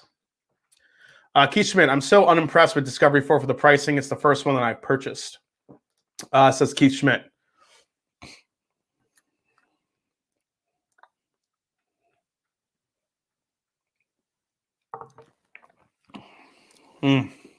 That's good. Again, 2 and 3 they're not like blowing me away here. They're both good. They're both solid. But I think I like number 1 a little bit better. Just in complexity and the flavors I was getting. Not to say that these two are bad. They're just coming off of number 1. This one is reminding me a little bit of 2. 2 is way more citrusy, a little bit more floral. 3 is a lot more of the typical like flavors that you get, like a vanilla and a vanilla, like rich caramel, some oak. There's a lot of spice going on the back end of that one as well. Let's get some water here. Yeah, Discovery Series is pricey, but you guys, you got to remember, like if you look at Discovery 4, you're getting really nice aged whiskey in them. I mean, 13, 15, and 10. I mean, a 13, 15, and 10 year for $130 to me is really not that bad. Now, I mean, they give you the proportions, they give you all of it. I mean, 55% of this is a 13 year, and 37% of this is a 15 year, and only 8 is a 10 year. So you're getting really good aged whiskey in it. I mean, you talk about Sam Houston 14's $130, $140. I mean, a lot of people seem to think that that's a great value because it's 14 years old, but they think this is expensive because what? Because it's, I don't know why you think it's, I mean, it is pricey. Anything over 100 can seem to be a little bit pricey, but, you know, it's really, oh, thanks, VG. Appreciate that. But I mean, there's some older age whiskey in here. So Eagle Rare 10 year for 32. Well, yes. I mean, but that's, again, that you're talking Buffalo Trace stuff. That's not attainable for everyone. I just said before, like I can't get Eagle Rare every day. I think Eagle Rare is the best product that Buffalo Trace makes. That's like an everyday bourbon. I'm talking aside from the special releases. I like it better than the Wellers. I like it better than you know, regular Buffalo Trace. I think it's the best value that Buffalo Trace has, honestly. I like Stag Junior probably better than it, you know, most of them. But Eagle Rare, I think, at a 10-year whiskey for that amount of money it's great. It's fantastic. But Eagle Rare has kind of become like a lot of Buffalo Trace products. You just can't seem to get your hands on them enough. Yeah, Michter's 10-year is more money and nowhere near as good as the Discovery Series. I agree. Michter's 10-year for me has been very unimpressive. And it's $160 to $200. The prices keep going up on it. I'd rather pay for a Discovery over a Michter's 10 any day of the week. Dr. Muff says, pick a winner. Old Fitz 14, Blanton straight from the barrel, Four Roses small batch LE, Parker's Heritage 10-year heavy char 140. Oh my God. I haven't had these Four Roses LE 2020. I just did not get a chance to taste it last year. Parker's Heritage, I definitely liked. Old Fitz 14, Blanton straight from the barrel. Oh, God. I love the Blantons from straight from the barrel. That shit's good. I don't know. That's a tough one, man. I mean, I would probably lean towards, I haven't had the 14 Old Fitz either. It's hard for me to kind of make that call. I mean, if I'm just going, I mean, bland straight from the barrel, depending on the barrel, that could be really delicious. The Parker's Heritage Bourbon is just different. It's very spicy and very oak charry. So if that's your flavor profile, but the Old Fitz 14, anything over 13 years with the Old Fitzes, I've had really good experience with. They've all been great. 14 to 15 year are delicious. And the 4 is a small batch. I just didn't get a chance to try it. I did hear a lot. It wasn't as good as the previous years for 2019. So take with that what you will.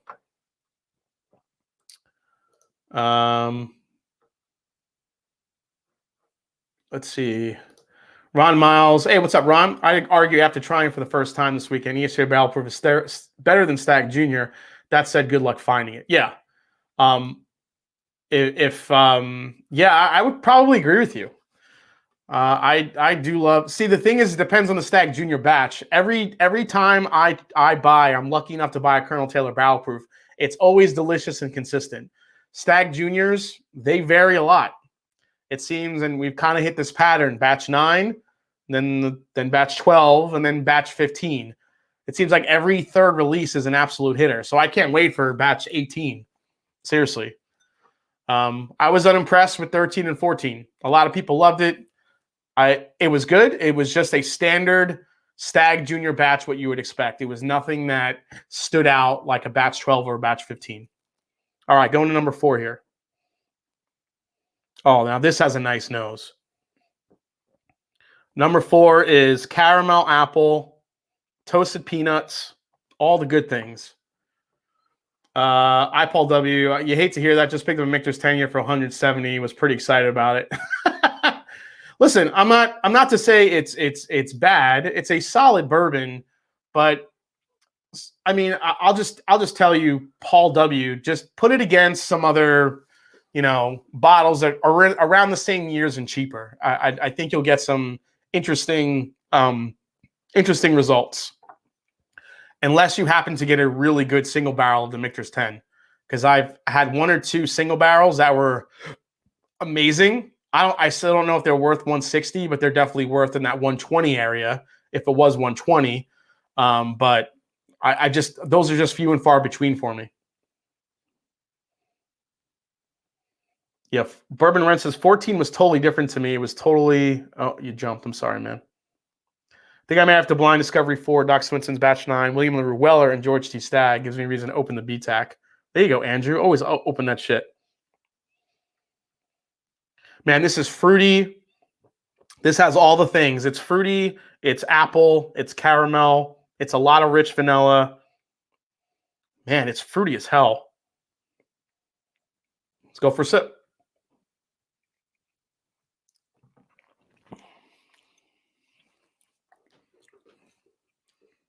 Ooh. Oh, okay. This is awesome. I have no idea what any of these are. That's really good. This one has caught my attention. I love the proof. I love the flavor on this. It's viscous. It's vanilla. It's strawberry. It is sticking around too. I'm about to go for another sip of that. Jason, what's the difference between Bardstown 3 and Bardstown 4? The biggest one is the main mash bill in it. Bardstown 3 includes NGP distillate in it, really well-aged NGP distillate, whereas Bardstown 4, the star of the show, is that 78.5% corn mash bill that we're seeing bottled in Hunt and Gather, Doc Swinson's, and all these different brands that are coming out with it. So that's the major differences between the two. Buffalo Trace needs to move ER10 to 101 like they did with the ER17. Oh, I'd love that. That'd be pretty cool. Thanks, Matt Jenkins. 488 in the chat tonight. Thanks, guys, for hanging out. Please hit the like button. Appreciate it. Again, for those of you guys tonight that don't know, we are giving away, we got 2 bottles of Early Times Bottled in Bond going out for Bonded Day. And we got 2 sets. I'm giving away 2 sets of any whiskey glasses of your choice. So any whiskey glasses that you guys would want, you can choose whoever wins. You get a pair of anything you want. And then, of course, if any of you guys want to get the personalized ashtray, you can totally do that too. So, so there you go. So let me get out of this here. There you go. All right. So, huge fan number 1. Number 2 was meh, good. Number 3, I really liked. Number 4, I'm starting to like a little bit more here. Number 4 had a lot of good complexity to it. Hey, Chris Beaton's in the house. What's up, Chris? Yeah, the curved bourbon glass is nice. You know what? It's one of the few cocktail glasses, like an old-fashioned glass, that you could get a nose out of because of that curve in it. So it's really nice. Let me grab the chat here. Will Henderson, Hendo's in the house. What's up, Hendo? You legend. Tim Evanson's here. Mash Tray. Oh shit, that's a really good name for it. The Master Drum, don't forget the JD. Oh, and that's right. And we're gonna do a Jack Daniel's Bottled and Bond from Whiskey Nose. So ashtrays with tonight's blend says Bourbon Battalion. So yeah, we got some great stuff tonight. One more sip of number 4 here before we move on to the last one.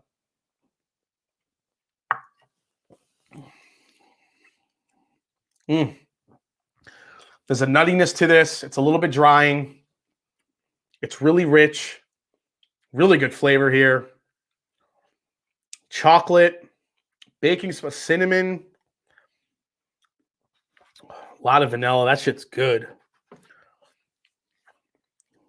Man, I think 1 and 4 are kind of going head to head. 2 and 3, they're in the mix, but right now they're a little bit behind 1 and 4 right now. All right, water time, water break. Let me see the drum liners getting into the water. Cameron Lochner says, I can absolutely confirm 78.5 Nashville Jim Beam took part in a private blending event with a B Urban C company recently. Well, thank you. I mean, it's been pretty well substantiated. I think most people have figured that it's Beam. I know Heaven Hill was another suspect as well because of that nuttiness to that profile. But yeah. What's the MSRP on the Pingery Black? So this is, they're about 120 to 130 bucks. There's the water. Drink water. Love you guys. Thank you. Thank you to the Drumline coming in, dropping the drink water in there. Jordan Parker, hi, new to your YouTube channel. Where one is your favorite? Hi, new to your YouTube channel. Which one? Which one is your favorite? Elizabeth Jenkins, thank you so much. Paul Madden, have you tried Barrel Bash 26? I tried it for the first time and absolutely loved it. I did get a sample of that one, Paul. I thought it was really good. One of their better batches that I've had. I could see why you would like it. Buffalo Trace might release a new edition of Eagle Rare at 101 if they were getting close to meeting demand at the 90. There's MO seems to release new editions instead of increasing supply. And I think over time we'll see supply hopefully get better. I mean, Buffalo Trace, as you guys know, if you didn't know, just did an incredible, ridiculous expansion where they're going to be filling an insane amount of barrels per day once all that is up and running. Obviously, that whiskey needs to age, so we probably won't see that for, you know, a few years, maybe another 6 or 7 or 8 years, but I think it's coming. I think we'll start hopefully seeing more Buffalo Trace as we go along. The thing that drives me nuts is what they're doing really with the Weller series. You know, I'm tired of these new Wellers that are coming out with a 90, 91, and 92, 93, 94, 95, all these different proof points just to come out with another version. I've had it. And then CYPB just won World Whiskey of the fucking Year at whatever whiskey competition that was. And I was like, you gotta be fucking kidding me. There's no way. It just adds to more of the, you know, the FOMO around Weller, and it's just going to drive up prices of it, which just drives me nuts. But if you look at the other winners of that competition, you kind of wonder who the hell was tasting that shit. Like Redemption Bourbon Rum Cask or Redemption Rye Rum Finish was like the top finished whiskey in the awards. What the fuck are you tasting?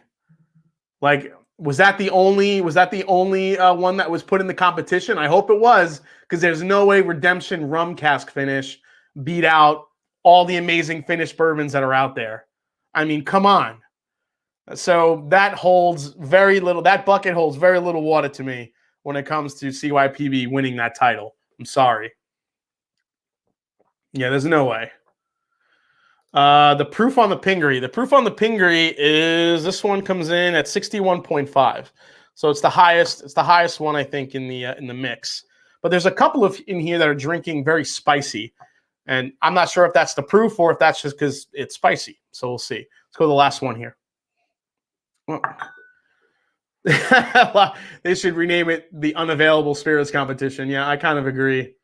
I just want a Weller 12 and an Elmer. The antique collection is unattainable without selling a car. Yeah, I could see that. Got over 500 in the chat right now, guys. Master Drum, were those the only whiskeys they drank? Yeah, that was my argument. Come on. There's no way. Thanks, Lord Jules. Appreciate it. Oh, the nose on this is insane. This is freaking good. Oh, this is chocolate-covered candied orange. Just a ridiculous amount of vanilla extract as well. Man, there's 3 of these that are really sticking out right now. And there's 2 that aren't so much.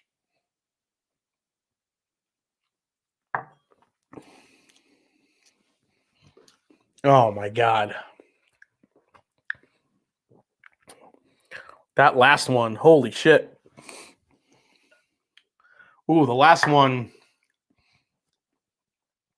That's got some balls to it. It's got some heft. Woo!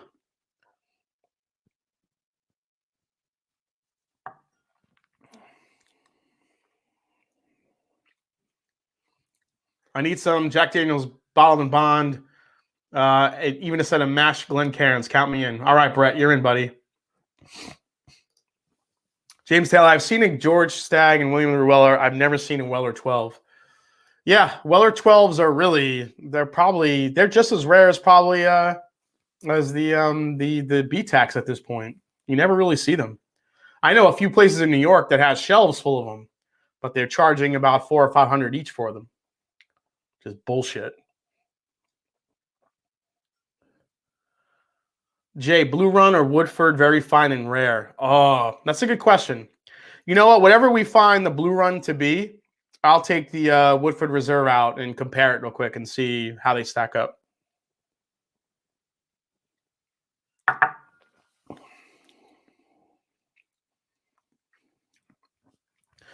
The last one is so rich and flavorful with the vanillas, the rich, the chocolate, the orange, the spice, a hint of there's like a black cherry note going on the back end too. And then right on the finish, it is just all baking spices, cinnamon. It lingers on and on and on. The finish on that one, wow, that one might be tough to beat. So, all right. I'm going to taste through them real quick one more time. I'm going to go in reverse order and then see what we end up at. Rank them, and then let's find out what we got here. Wade Ward. Have the opportunity to purchase Redbreast Small Batch Cask Strength for $119. Doubt will be on the shelf. Doubt it will be on the shelf by your review. Should I purchase or not? Oh, man. I mean, I don't want to give away too much before my review, but I don't like the price on that. I think already it should be a little over 100 at 119, which seems a little high for me, is a hard pass. Master Drums, the Doc Swenson's the highest proof in the blind. Actually, I think it's the Pingree. Yeah, it's the Pingree is the highest proof in the blind, actually.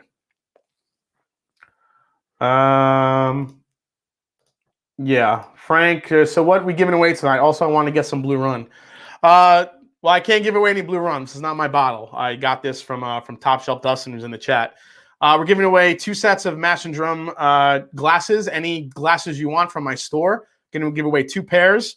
We're also giving away a bottle of Early Times Bottle and Bond, another bottle of Early Times Bottle and Bond, and a bottle of Jack Daniel's Bottled and Bond for Bond today. So we have 5 giveaways tonight, which is awesome. Redemption Rye Rum. They never heard of Chateau de la Baude Cigar. Yeah, exactly, Cameron. That's my point. That's what they pick for a finished bourbon, a finished whiskey as their favorite. With all those amazing, it just goes to show you what a joke like some of these awards are. Fourth, I want your mother's reading glasses. What? And a mash and drum hat. Those are finally getting made. I'm finally getting more of those. So those will be giveaways soon, guys. Oh no, I'm gonna go in reverse order. Sorry. All right, sip on the last one here.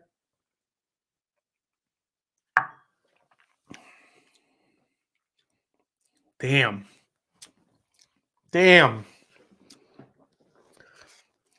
Yeah, that's coming in hot. Woo! But friggin' delicious. Like I said, chocolate, orange, dark cherry, spicy, like cinnamon red hots, getting all the things. That is so effing good. So good. The last one, man.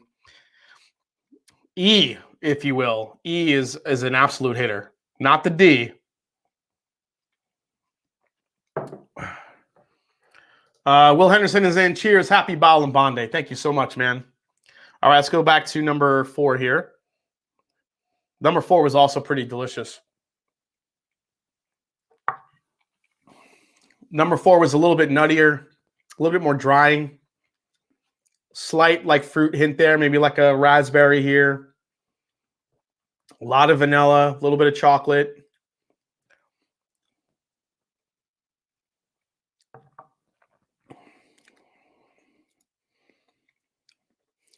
That's good. Very, very vanilla heavy on the very back end. Vanilla and oak and like getting like a sugar glaze, like walnut almost on the very back end of that one. That one's good too. These two. All right, now we're getting to the 2 questionable ones here.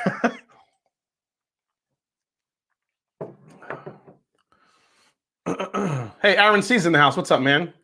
Redemption Bourbon, Finish and Rum, Cast B1 was straight nasty. B2 was inoffensive.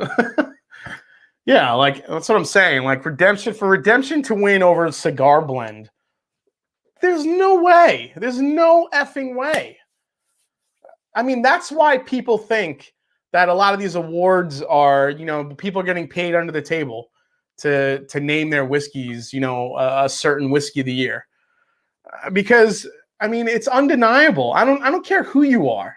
You could say tastes are different, tastes are this, tastes are that. Everyone's got a different palate, and I get that. But there's no way any day of the week that a Redemption rum beats a Joseph Magnus Cigar Blend. Come on, that can't happen. I'm sorry, it can't. Would you try one next to keep the good ones together? Or go to the bad ones and then back to a good one? What's your thoughts on that type of comparison? Yeah, I mean, for me, I just like to go down I love to do reverse rather than, because, I always say bourbons and whiskeys can definitely react to, differently depending on the order you're going through. So, all right, let's go to number 3 now, right in the middle.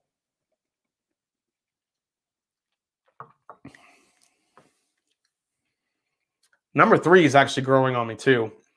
I don't feel that it's as rich as 4 and 5, but it's still damn good. That one just has a really nice blend of flavors. I mean, you get everything in here. There's a floral component to it. There's a citrus component to it. There's a nuttiness component to it. Vanilla. Again, all the caramels are there.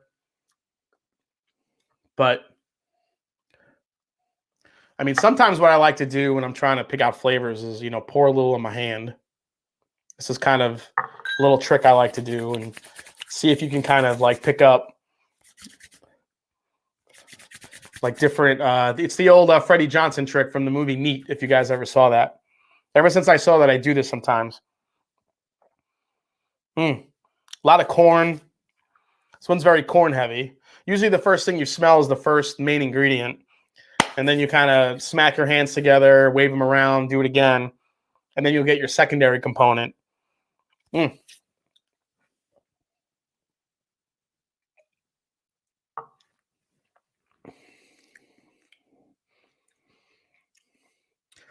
That's really good. This one has a lot of different things. The fruit the nuttiness, the little like hint of there is a little slight butterscotch note in that too that I'm really loving. Man. Jason, have you tasted Lux Row 12-year double barrel really good, only available to distillery? Yes, Bill, it's one of my favorites. I absolutely love that stuff. Absolutely love the Lux Row double barrel. I think John Rempe did an unbelievable job blending those because they are freaking good. It is chocolate cherry in a glass. Love it. I haven't tried the newer ones. I got some of the older ones before. Bill Calvary, if he doesn't get to you, he loves it and reviewed it. Yeah, I love that stuff. All right, let's go to number 2 now. So number 2 was the floral, very, very vanilla. Man, that's gotten sweeter as it's opened up. It's gotten more vanilla, maybe coming off these. Jay, do you feel the clout of early times is over now? That is no longer BF, or is it the next? I missed it. Or is it the next GameStop now that it's Saz? I don't know. I still don't think early times Bottle and Bond has kind of a huge following. I think the enthusiasts know how good it is. Reviewers, we've talked about how good it is, what a great value it is. I think it really just depends on what Sazerac does with it. That's the big question.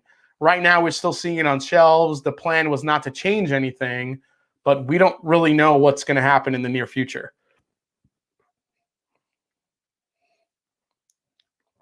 Really nice nose. There's nothing like off-put. I mean, it's very just sweet. This is getting a Butter Pecan note now. Butter Pecan. Let me see the mashing. Let me see the drum line. Throw the Butter Pecan in the chat because I'm getting a little bit in here on the nose, and it's glorious.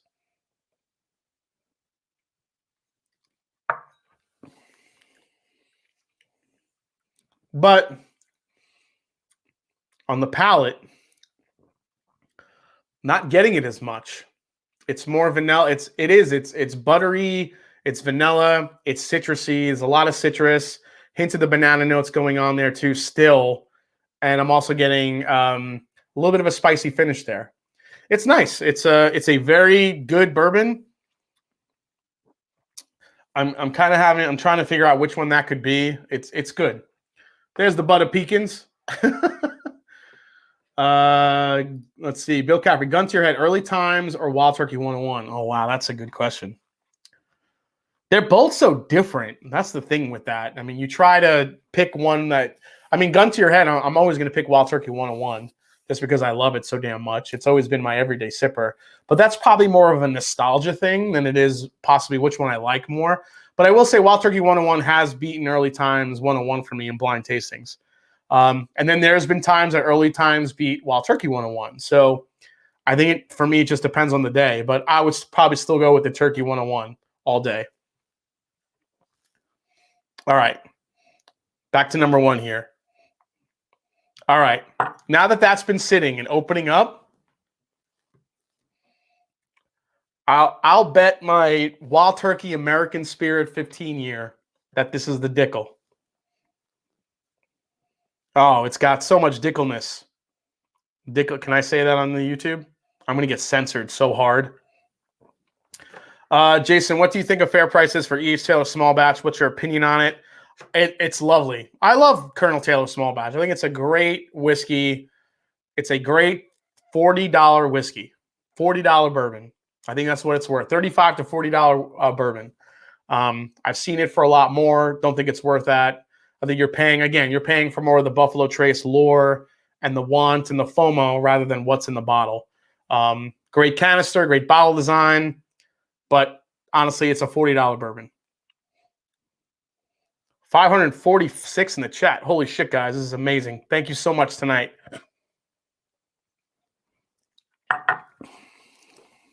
If that is the Dickel, it's good. Say what you want about George Dickel Tennessee whiskey, but that 15-year is like drinking absolute vanilla ice cream with toasted pecans and cinnamon dusted all over it. It's really good. Now, these are single barrels, so I don't know if they all taste like that, but this particular one is freaking delicious. All right, let's rank these. I think I have a ranking so far.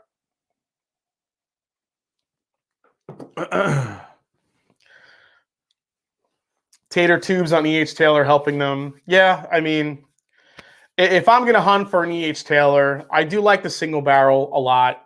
I just don't think it's worth the $200 and $300 prices that people are putting on that bottle. Unfortunately, it's a little bit older than the small batch. Well, it is older than the small batch, so I get that part of it. But it's not like to a point where it's so far past what the small batch is that you should be charging, 4 times, 5 times the price for it.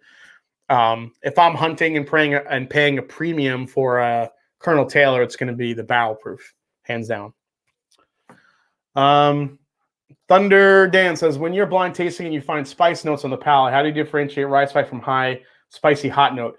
That's the trick. It's actually tough. When I'm looking for a rye spice against proof, I'm looking for an herbal quality to it. If I could pick up like a mintiness or an herbal quality to it, then to me that's the rye that's coming through. If I don't get any of that, I tend to think it's the proof. So that's kind of in my own head how I try to differentiate them. Oh shit, Edward Fulmer's in the house. What's up, man?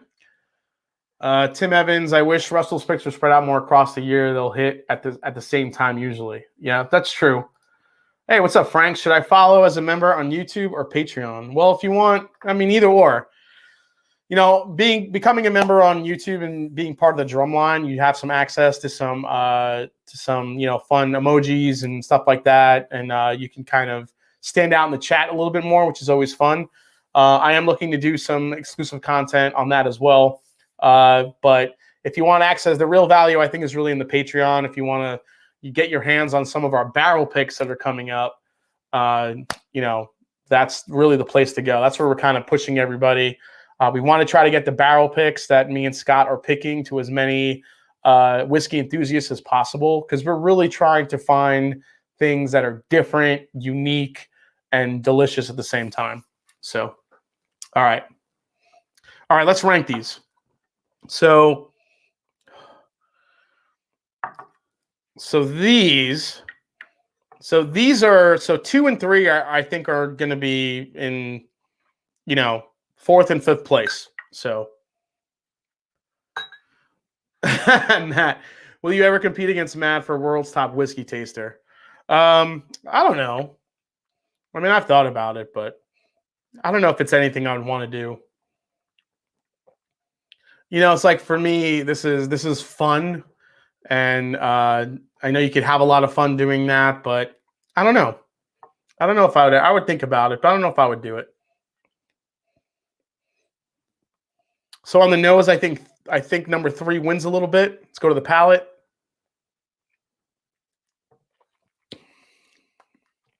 Two is very good.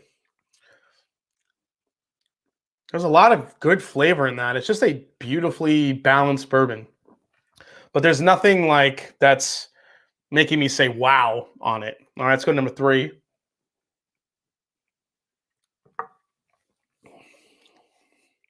Yeah, number 3 has a little bit more going on. I love the balance in number 3 a little bit better. There's just a fruit forwardness to it. There's like a chocolate, there's a peanut, there's a lot of stuff going on with that one. So I'm going to put number 2 in last place and number 3 in second to last. Now it's a matter of trying to figure out these 3 here, how I'm going to rank them.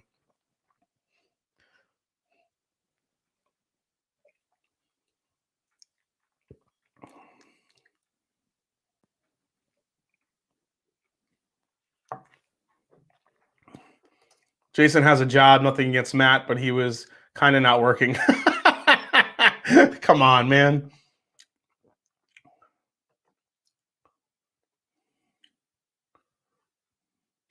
Old Man Joe, I'm looking forward to the rye 3 pick. Yeah, that rye 3 pick.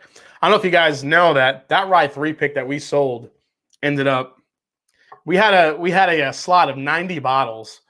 And by the time we were done, you guys, the whiskey community, 160 something bottles done. I mean, so grateful for the support. I know everybody got a little handwritten letter thanking them for the order, so hope you all got that. That was a nice little touch from Curiata, our distribution partner. So yeah, amazing stuff. Me and Scott couldn't have been more excited.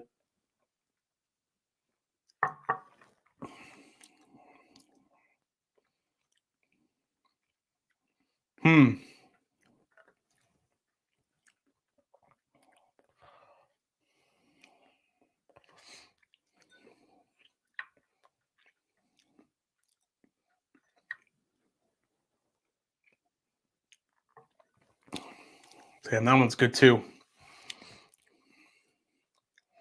All three of these are absolute monsters.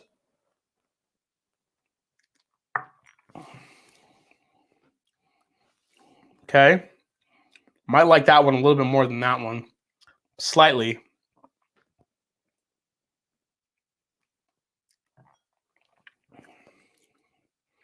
This is my number one. That thing is a monster. It's so good. I love it. All right, it's coming down to these two now to go second and third here. I mean, they're really close. I mean, I don't really know which one I would take over the other. These are really kind of interchangeable at this point. I'm missing super chats. I'm sorry. Let me go through here. Sorry, guys.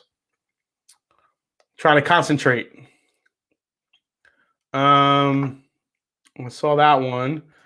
Saw that one. What did I miss here? Oh, Christopher Payne, $20 super chat. First time in your live stream since I subbed in for the raffle. Cool content and new bourbon drinker. Thank you. Thank you, Christopher Payne. Welcome to the amazing world of whiskey and bourbon. Jason would put Makers 101 in the ring with Wild Turkey 101 and go 12 rounds. I've done that already. And Wild Turkey, hands down. For sure.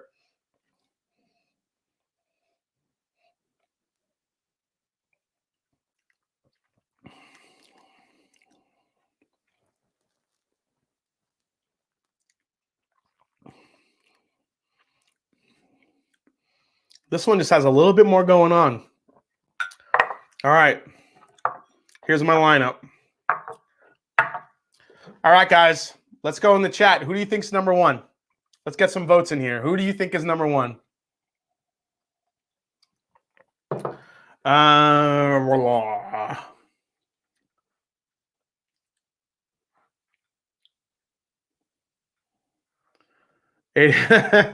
ADHD whiskey is still hanging out. What's up, man? Mashanddrum said Evan Ray sent you a super chat. Oh, let me go back up and find that one. Evan Ray. You skipped my super chat, man. Where the hell is it? Frank Schatzman, Thunder Dan. Shit, man, I can't go back up. Evan Ray, just shoot me just tag me in the chat right now and let me know what you asked or what you said.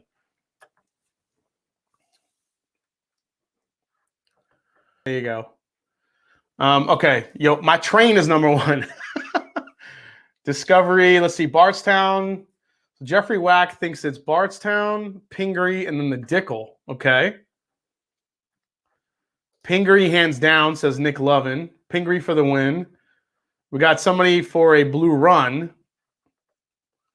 Scotch Comics says Bardstown. All right, we got Mayor Pingree. We got a lot of votes for the Pingree.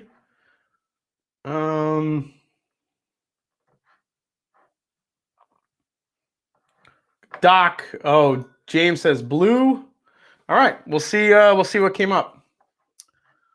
Let's see here.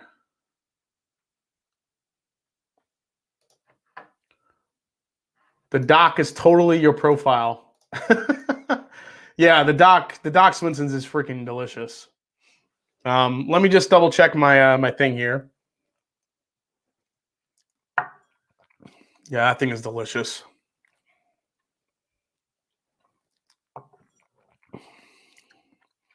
Yeah, I should really like that one.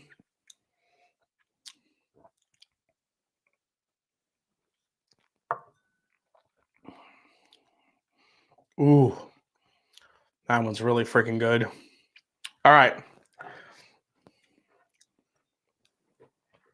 Mash and Drum. Essential that I need ashtray and your pick between Russell's Private Select pick or a JD single barrel proof. Yeah, we have the Russell's Private Select coming and supposedly a Jack Daniel's single barrel proof coming as well. So yeah, we have some really solid picks coming. All right, let's find out what was in last place here for me tonight. Number 1 or number 5.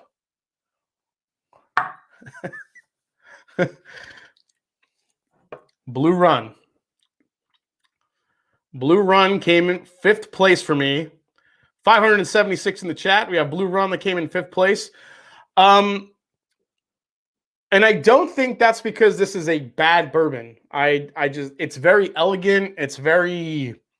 There's a lot of great flavors here, and I could see why people would love this. This is like my first time truly testing it. And I think it's good, but I don't know. You put it up against some of these other ones. I mean, it is damn sweet.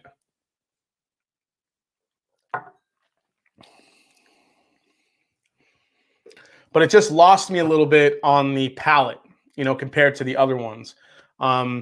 It's a very elegant, delicious bourbon, but this is one that I think does really well on its own. But if you put it in a blind against some of these other ones, it's going to probably get kind of exposed, I would say, a little bit. But still, my first time really experiencing it, and it's pretty good. I don't know. There's so much Barton out there. I think it's good. I think it's a great blend. But man, hey, iWhiskey She Wine's in the house. What's up? Nice to see you guys always. Really enjoying learning about everything though. Let's see. Blue Run over Dickel. Would have never guessed that. Problem with Blue Run is there won't be batch consistency. And that is I think that's kind of the thing with even the Cream of Kentucky series. There's really not batch consistency with that either. I mean, if you've had the 12.5s, you've had the 11.5, you've had the 13-year single barrels, they're all pretty different. So still would expect great things to come from Blue Run, especially if they're coming with a rye, a cast strength version. I still think there's, hope for this brand, keep it going. But, for the price, I'm not sure I'm too crazy about it. All right, let's go to number 4. Number 4. This is a surprise. Number 4 for me was the Bardstown Bourbon Company, Batch 4. When it came to richness and when it came to the flavor profile, I mean, it's all there. It's very delicious. But it just didn't, I don't know. There was something a little bit missing compared to these top 3 for me. Crazy. Yeah, I'm very surprised right now. These 2 are in the bottom 2, and I think it just had to do with the nose and the richness I was getting on the palate. Honestly, not to say that again. I always say that none of these are bad, and these could change over time. You never know. But all right, let's go to number 3 here. Number 3, Dickel, 13-year. 15-year. So the George Dickel 15-year came in 3rd. Now, I'll say this. Holy shit. I'll say this. If you guys had the George Dickel Bottle and Bond 11-year that was released last year, that was a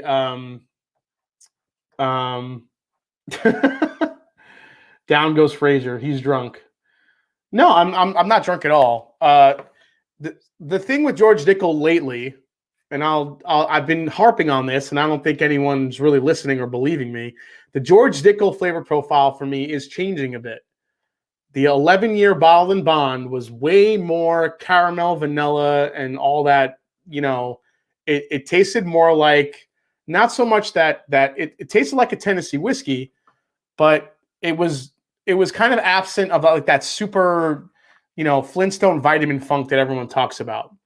It was so damn good.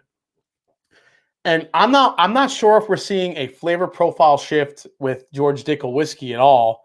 I can't confirm that, but something like this 15-year-old Tennessee whiskey had so much flavor going on. I mean, it's impressive. I mean, the chocolate, the peanut, the cherry, or the raspberry note I was getting in this stuff, all of that was interplaying. The Dickel funk was there, which I said, but at the same time, it wasn't like overly like medicinal or vitamin or anything like that. It just had really good flavor. And listen, I'm judging on impact of flavor and impact of viscosity, and this had it over the Bardstown for me, honestly. Yeah, Dickel never lacked flavor.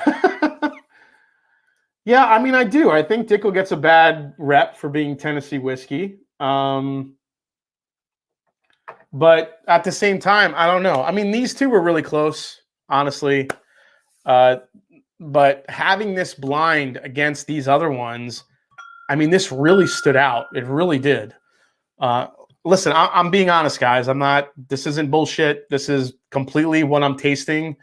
I would challenge anyone to think now, if you hate the Dickel profile, that's one thing. But just if you take that out of the equation, there is a definite difference, a definite like bump up in flavor with this against this. Even though this is amazing, the discovery is amazing, the Dickel 15 has way more flavor and flavor punch and viscosity than even this does. So that's what I'm going off of. It's flavor profile is flavor profile. Whether you love Dickel or hate it, I'm calling it like I see it. Will Henderson says you're wrong. It is a 15-year, so there is there's a lot going on. So, yeah, I mean, I don't understand why so many people hate George Dickel. It's not, you know. Andrew Buchanan says, send me the flight and I'll see if you're right. Watch somehow Weller CYPB wins his blind. So never change the honesty. Love that about your channel. Yeah, I'm telling you. The 15 just hit here. I might try because of this. Yeah, I'll never be a Dickel like super fan, but these 15-year single barrels are pretty damn delicious. All right, I just don't think enough people have tried them yet to realize it. So, you know, a lot of us talk about this. Nobody talks about this, and that's why you guys are like, "What the fuck?" So, all right, number 2, number 1. All right, a lot of you called it. Doc Swinson's comes in number 2, and this Mayor Pingree 13-year comes in number 1. Mayor Pingree 13-year. This is MGP Delicious Goodness, number 1. Damn. This was quite the eye-opening blind tasting. So here we go. Number 1, Mayor Pingree 13-year. Number 2, the Doc Swinson's Batch 9. Which was super close to this. Both were really good. The Dickel comes in 3rd, the dark horse in the lineup. And then we have Bardstown, Discovery 4, and the Blue Run coming in last. So that is the final lineup here. Damn. I'm telling you guys, grab some of that George Dickel 15 or get a sample of it. And I think you'll be really surprised at what you get. MGP doing the job, as they say. Yeah, both are great products, 1 and 2. They're both delicious, and they definitely stood out. They definitely stood out. The Bardstown Bourbon Company and the Pingree, and the Dickel were, I mean, those were neck and neck. I could substitute these any day of the week. The Blue Run really kind of left me a little bit flat. The nose is great. It's really sweet. It's a nice blend, but it didn't really, I don't know. It was missing something compared to the other 4. These two, this is kind of like mood pours, depending on what I want. But these two releases, the Doc Swinson's, Amazing shit. And this Mayor Pingree 13-year MGP, which goes to show you, I love MGP. This is why I wanted to do this. I wanted to see if my taste had changed, if some of these, you know, the chase is worth it. Doc Swinson's, that 78.5 corn beam profile, I love it. It's really, really fucking good. And this 13-year Mayor Pingree from MGP is an absolute monster. It's oaky, it's sweet, it's balanced, it's spicy, it's everything I want in a bourbon. And there it is. Good for you, man. You're speaking the truth about your taste. Yeah, I mean, that's what it is. I mean, unfortunately, the Pingree isn't that available, especially these 13-year picks or 13-year, you know, versions. You know, it's tough, unfortunately. But the Doc Swinsons tend to be a little bit more available around. They're sourcing incredible whiskey and making incredible stuff. If you guys are Dickel fans or you're not a Dickel fan, I would urge you to try one of these. They're so rich and so flavorful. I think it's really good. Bardstown Bourbon Company Discovery Series, you guys know these are hitters. I don't care what anyone thinks, even against price. And then the Blue Run, which came in last place, it is what it is. I think it's a very elegant, delicious, sweet bourbon. I just think it's something we've seen before with this guy, with the Cream of Kentucky. So if you've had this, it's kind of similar. It's that Barton flavor profile. I said there was some banana in there in that one, and I totally got it. Barton sometimes has a little banana flavor, but still a very elegant and very, you know, nice sipping bourbon. You know, I'm looking forward to see what else they come out with for Blue Run, but at the same time, I just think there's, I don't know if I want to say better stuff out there. I think anybody will like that Blue Run.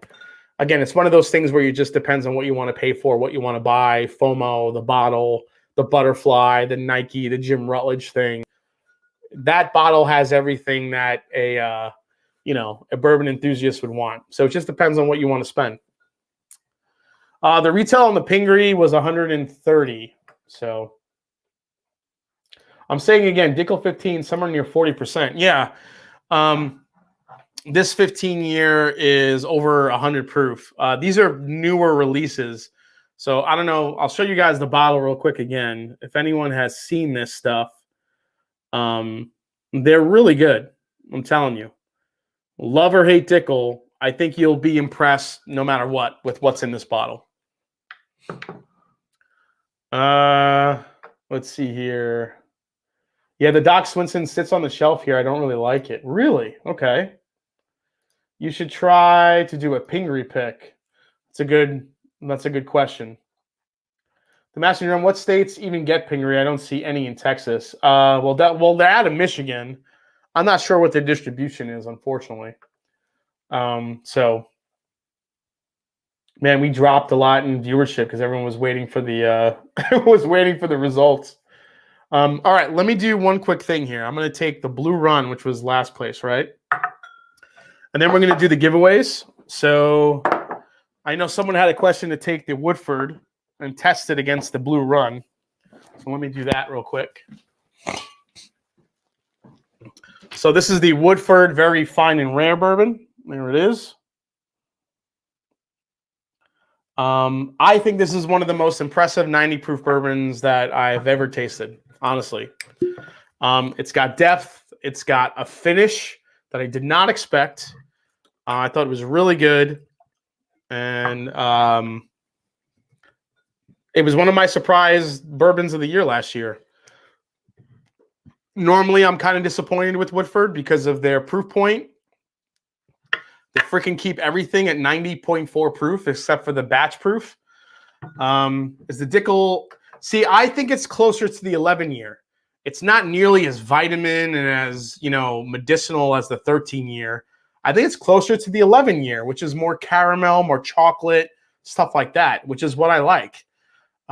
So that's why I think I chose it. Scotch versus bourbon rye, which do you think overall offers a more diverse range available in the U.S.? Well, it depends where you are in the U.S. when it comes to Scotch.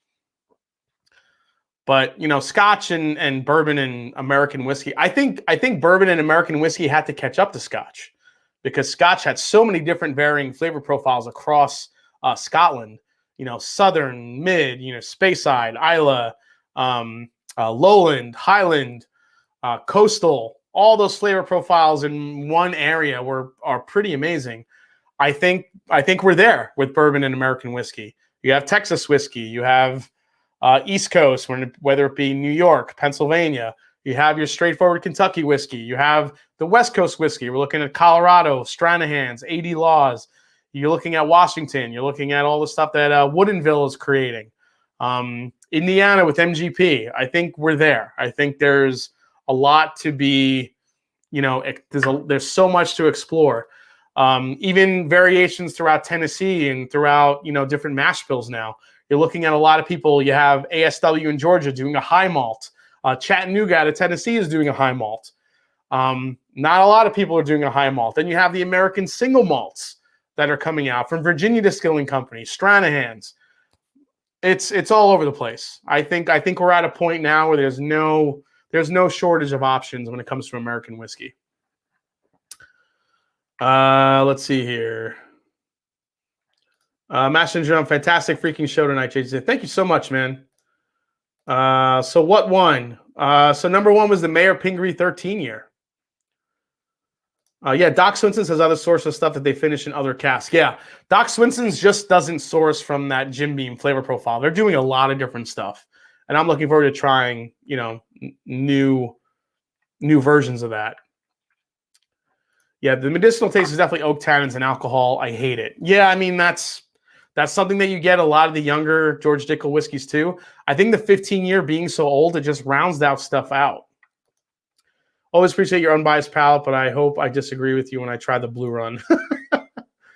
The Blue Run is good. I mean, it's not a bad whiskey. It's very elegant, very sweet, very delicious. Just, I think if you have it on its own, you will not be disappointed. But if you put it up against a couple of hitters with a higher proof, it's going to fall flat a little bit.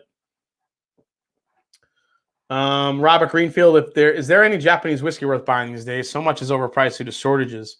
Yeah, I mean, the only ones that I really get here are the Nika coffee grain and the coffee malt, which are great sippers. But, any of the other ones, the Hibikis and any of those other Japanese whiskeys, you just never see them anymore, unfortunately. Colin Murray says, thank you. As a Scotch drinker, I'm kind of hitting the walls to what I'm enjoying bourbon-wise, but that's made me not want to give up. Yeah, just keep trying stuff, man. There's a lot to try. All right, so Blue Run versus Woodford.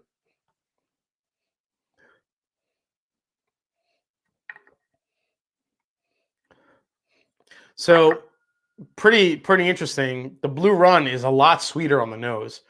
Now, again, when you're, like I said, when you separate the Blue Run out,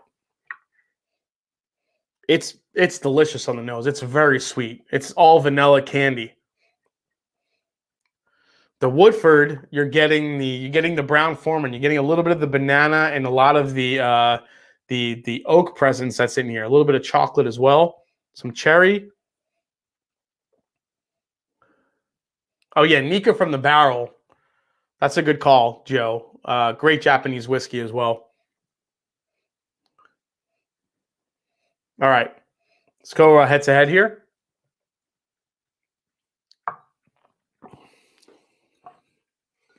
Yeah, see, Blue Run on its own, not going against anything, it's delicious. Delicious bourbon. Very sweet, very balanced. I think it just went against some hitters and just didn't live up to what it was going against. All right, let's see the Woodford.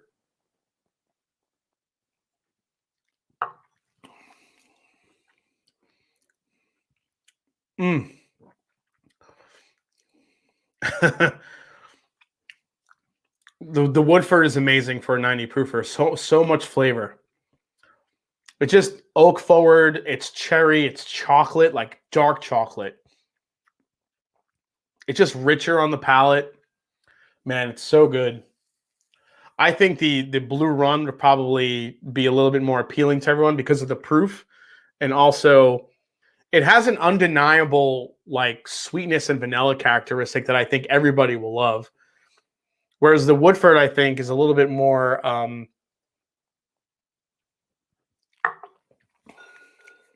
It just has more of the oak and that type of the oak tannins, the cherry, the chocolate. I mean, it's good, but I think when you compare the two, I think the Blue Run definitely stands out, and I think that's only really because of the proof. The Woodford Reserve, very fine and rare. This is one that would get killed in blinds, but is really delicious on its own. Whereas the Blue Run against this bourbon, I think is it's when you have it on its own, it's really good. I'm just not crazy about spending like 160 on the Blue Run when there's so much like Source Barton stuff out there. And you can say the same with MGP too. I mean, yeah, I did the Pingree, but I could have did the Remus Repeal batch, which is 11 and 12 years old. You know what I mean? So there's a lot of MGP out there to be had too. So you don't have to do the Pingree. You can go get MGP. You can get a Remus Repeal or some other picks are a little bit easier to get with that flavor profile. But I will say that Pingree was so rich and chocolatey and orange and smoky and all that stuff. It was so damn good. Yeah. I mean, the noses are close. The Blue Run is just a little bit sweeter, whereas the Woodford is sweet, but it also has that oak tannin profile to it. I don't know if I would guess that that's 16 years old. There's probably a very little bit of 16-year-old whiskey in there. It's probably a little bit more on the younger side, but you do get it. And on the Blue Run, I mean, this is just vanilla, Werther's original caramel vanilla candies. It just loses me a little bit on the palate and the finish. That's what hurt the Blue Run. You get the spiciness from the Barton. You know that's Barton. You know it's spicy and it's peppery, but the I think the nose on the Blue Run is probably the best trait about it, honestly. You could smell that all day because it's pure candy. I prefer spice over sweet, so Woodford. No, if you prefer spice over sweet, then it would be the Blue Run, easily. Funny how that Wild Turkey bottle looks very close to the Blue Run bottle, minus the bottom. Oh, yeah, I can see that. All right, let me move these so I can get back in focus here. So, yeah, really interesting blind tasting. And what did we find out tonight, guys? That I still love MGP shit. That's really what we found out. I love MGP. I love the sweet. I love the spice and everything nice about it. And this thing was kind of a surprise, which was really cool. The Dickel 15. Bardstown Bourbon Company batch, discovery number 4 was still there. Still love that. The Blue Run, again, I think it's an elegant bourbon, but it just didn't stand up to some of the other ones. So really interesting blind tasting. I think what I found out for me personally was I love that 78.5% mash bill that's out in the world right now, and I still love MGP. So it's going to be hard to beat, overall for me. So, all right, here we go. Price of Dickel 15, $65 for that Dickel 15 year. I mean, you guys were worried about the Bardstown Bourbon Company being $130. The Dickel 15 is $65, $70. I mean, again, Dickel is nothing if not value. Let's see. Hey, Jason, I tried my first glass of Booker's at a restaurant this evening, and as good as it was, I'll go for the Knopkery Single Barrel Reserve before paying $100. Yeah, I would agree. If the Booker's bourbon was still at like a $65, $70 price range, I would be buying that every release. But now that it's gotten to $100, I don't really buy Booker's anymore. Unless I hear it's like a phenomenal release. And it's unfortunate because Booker's is the bourbon that made me love bourbon. Let's see here. Old Scout. Price of Dickel 15. We answered that. Master and Drum, do I pull the trigger on my first Stag Junior batch 11 for 120? I'm torn. Help. On batch 11, no. I wouldn't pay 120 for that. If you could find a batch 12 for that price, then yeah. Batch 11, no. That's Batch 11 is a standard stag profile, nothing special enough to pay that type of money for it. Cohen says, my Smoke Wagon Uncut Unfiltered is coming tomorrow. You're going to fucking love it. The Master Drum, can't wait for that Russell's pick. I hope I can get it in Tennessee. Yeah, the Russell's pick, so shared pour, they distribute to a lot of states, so we should be okay. $100 for Booker's, I've never seen it that high. Yeah, I mean, around here, it's $90-something with tax, it's $100. All right. So, yeah, and then Booker's Bourbon is 6 years old, normally between 6 and 7 years old. I know it's in like the center cut warehouse and they batch and they do a different, a lot of different batches with it. But, to me, it just doesn't, the Knob Creek single barrel at this point, being 9 years old at least, is a better value. Hey, Scotch Sounders in the house. Finished my stream last night with a Russell single barrel, and darn, that's some good stuff. Over 8 hours of drinking scotch, and it was awesome to finish on. That's awesome to hear, Scotch Down Under. Anyone likes just watching Scotch Down Under does like marathon streams, and he literally like builds Legos while he's drinking. It's amazing. If anyone hasn't checked out Scotch Down Under yet, please do. All right. So any of the mods that were keeping track of the super chats, let's throw a number in the chat. I don't know if Kirby, if you were doing it, or anyone else, the Bourbon Wrench. Chris Luddig says, saw Casey 25th for 200 in a nice box, 16-year and a 2021 Casey store pick, 120 for $40.99. Yeah, the Casey 25ths were nice special releases, but, they weren't, I don't think they were like 10 times better than the regular, Knob Creek picks that you can get. 1 to 114. Holy shiz. All right, 1 to 114. Let me grab my phone.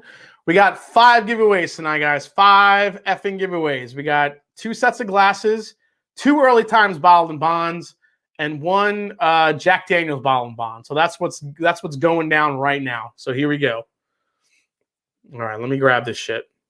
Man, my phone's blowing up. Here we go. Let me raise the volume so you guys can hear. All right, here we go. Pick a number between 1 and 114.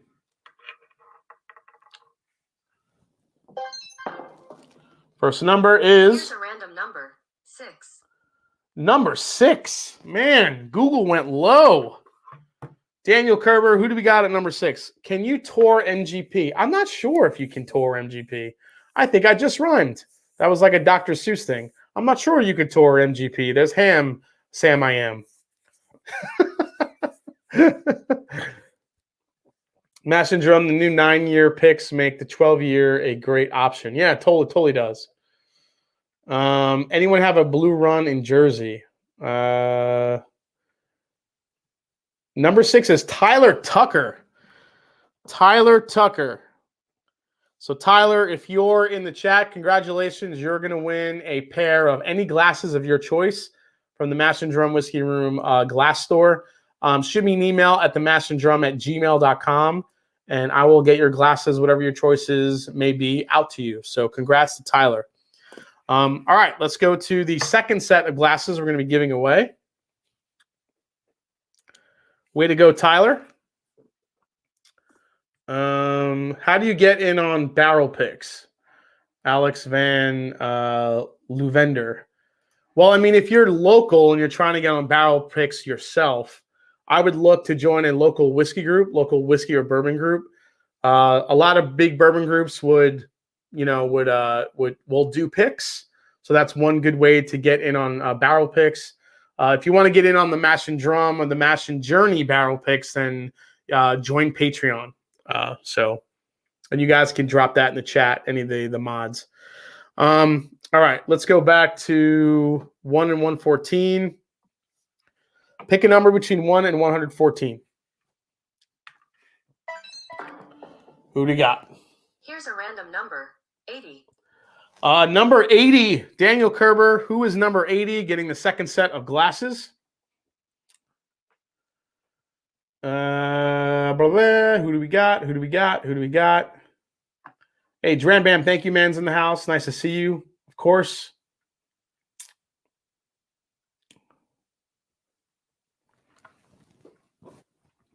Just so you guys know, I'm still trying to plan a meetup. If all goes well with COVID and the vaccines are going well, I'm planning a big meetup in Chattanooga, Tennessee, at Chattanooga. So keep an eye out for that if any of you guys are interested. Who do we got here? Daniel Kerber. Number 80 is Christopher Mayuro. Okay. Christopher Mayuro. He's getting glasses. Congrats, Christopher. All right. Christopher, email me at themashanddrum@gmail.com. Hopefully you're still watching. Congrats, man. Awesome. Yeah, MGP. Yeah, that's what I thought. I don't think MGP is open to the public, unfortunately. Family has a restaurant in Chattanooga. Oh, that's awesome, man. Yeah, I'm furiously trying. I love the guys from Chattanooga. Going to try to do a meetup there and see how that goes. We have to kind of let the rest of the year play out. Okay. Now we're going to start the 2 bottles of Early Times Bottled and Bond. One from Young Pei Chang, who's been gracious enough to offer one up. One from myself. And then we're going to get into a giveaway for the Jack Daniel's Bottled and Bond. So here we go. Select a number between 1 and 114. 78. Oh, 78, just a tick below 80. Who do we got, Kirby? Cohen, are you taking your choo-choo to Chattanooga? Absolutely. I'm going to make a special shirt just for the occasion for anyone that comes will get a special commemorative choo-choo shirt at that event. 78 is Mo Cast. Nice. Mo Cast. You're going to get yourself a bottle of Early Times Bottle and Bond. Very nice. Okay, so that's one ET Bottle and Bond to Mo Cast. Let's go for the next one here. Pick a number between 1 and 114. 12. Next one is 12. So who do we got? Man, Google's all over the place. She's picking low numbers, then she's in the 80s. 12. Who do we got for the next bottle of Early Times, a Bottled and Bond? The drum line is dropping it. It better say fuck yo train. Oh, it will. Kilko says, got a bunch of Chattanooga samples last week. Looking forward to trying all the varieties. Yeah, they're doing great stuff. I love it. Absolutely stellar. If you like that high malt profile that they're working with is absolutely amazing. Bring us some Weller 107 to Chattanooga. We will provide the train. I'll bring some Weller 107 if you guys need. The Master Drum number 12 is SG Flying High. Shari G. Congrats.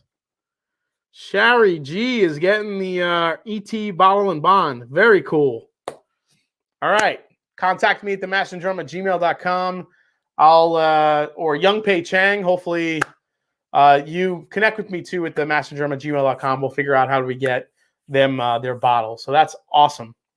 Okay. Yeah, great bottle, man. It's awesome. Can't find any Chattanooga in PA. Remember, they're still, they're a big distillery, but not enough where they can kind of really reach out to everyone just yet.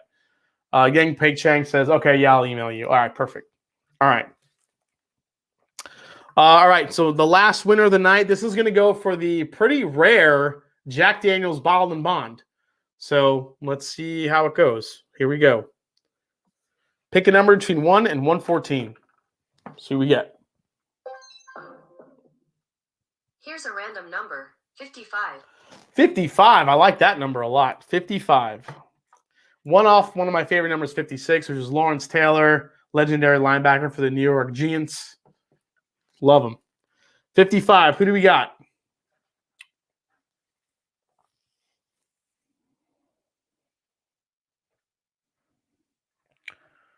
Number 55.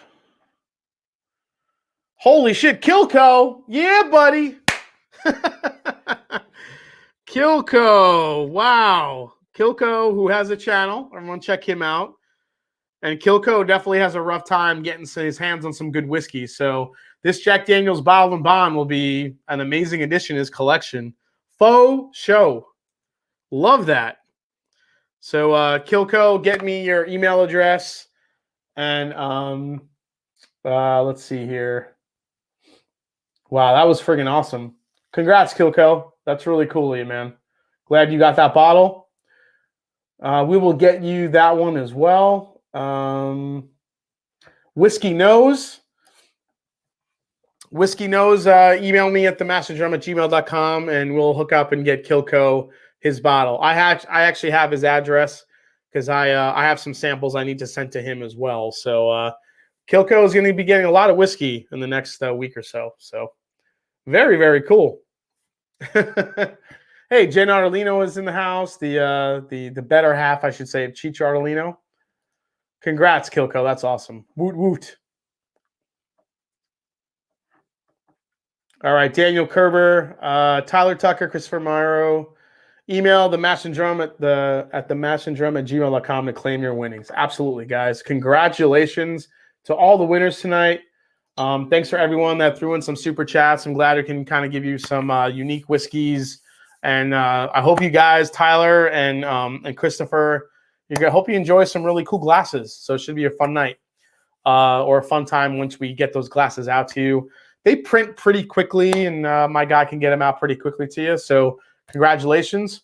And congrats to everyone, Mocash, Shari G, and Kilco that won the bottle. So this was an amazing, really fun night. I'm glad I got to chat with all of you, answer a bunch of questions. Did an epic blind tasting. We talked about Irish whiskey. We talked about the news. Had a lot going on tonight. It's already 11:30. Holy shit, I've been on for 2.5 hours. Okay. I think it's time for me to shut up, get some water, take a nice little go to bed here really soon. I really appreciate everyone who donated bottles tonight to the giveaways. We had over 500 in the chat tonight, which is amazing, watching the blind tastings with some really surprising results. Do not sleep on that George Dickel 15 single barrel. That's over 100 proof. If you guys see one, definitely give it a go. I think you'll be really surprised at how rich and flavorful it is. All the whiskeys that were in the blind tonight were, they're all pretty damn delicious. That Mayor Pingree 13, that MGP flavor profile just always gets me when it comes to something, especially older age MGP. So congrats to everybody. Thanks for hanging out tonight. What can I say? Be on the lookout for my next review for the Redbreast Cask Strength small batch. And I also got some other really fun reviews and a couple of other fun videos coming out, including my perfect bourbon collection for $300. So keep an eye out for that video as well. And as I always say, it's not about the whiskey, it's the people you share with. Let's see, where is the winner here? Pingree, right here. Cheers, and I will see you next time on the Mash and Drum. Take care, everybody.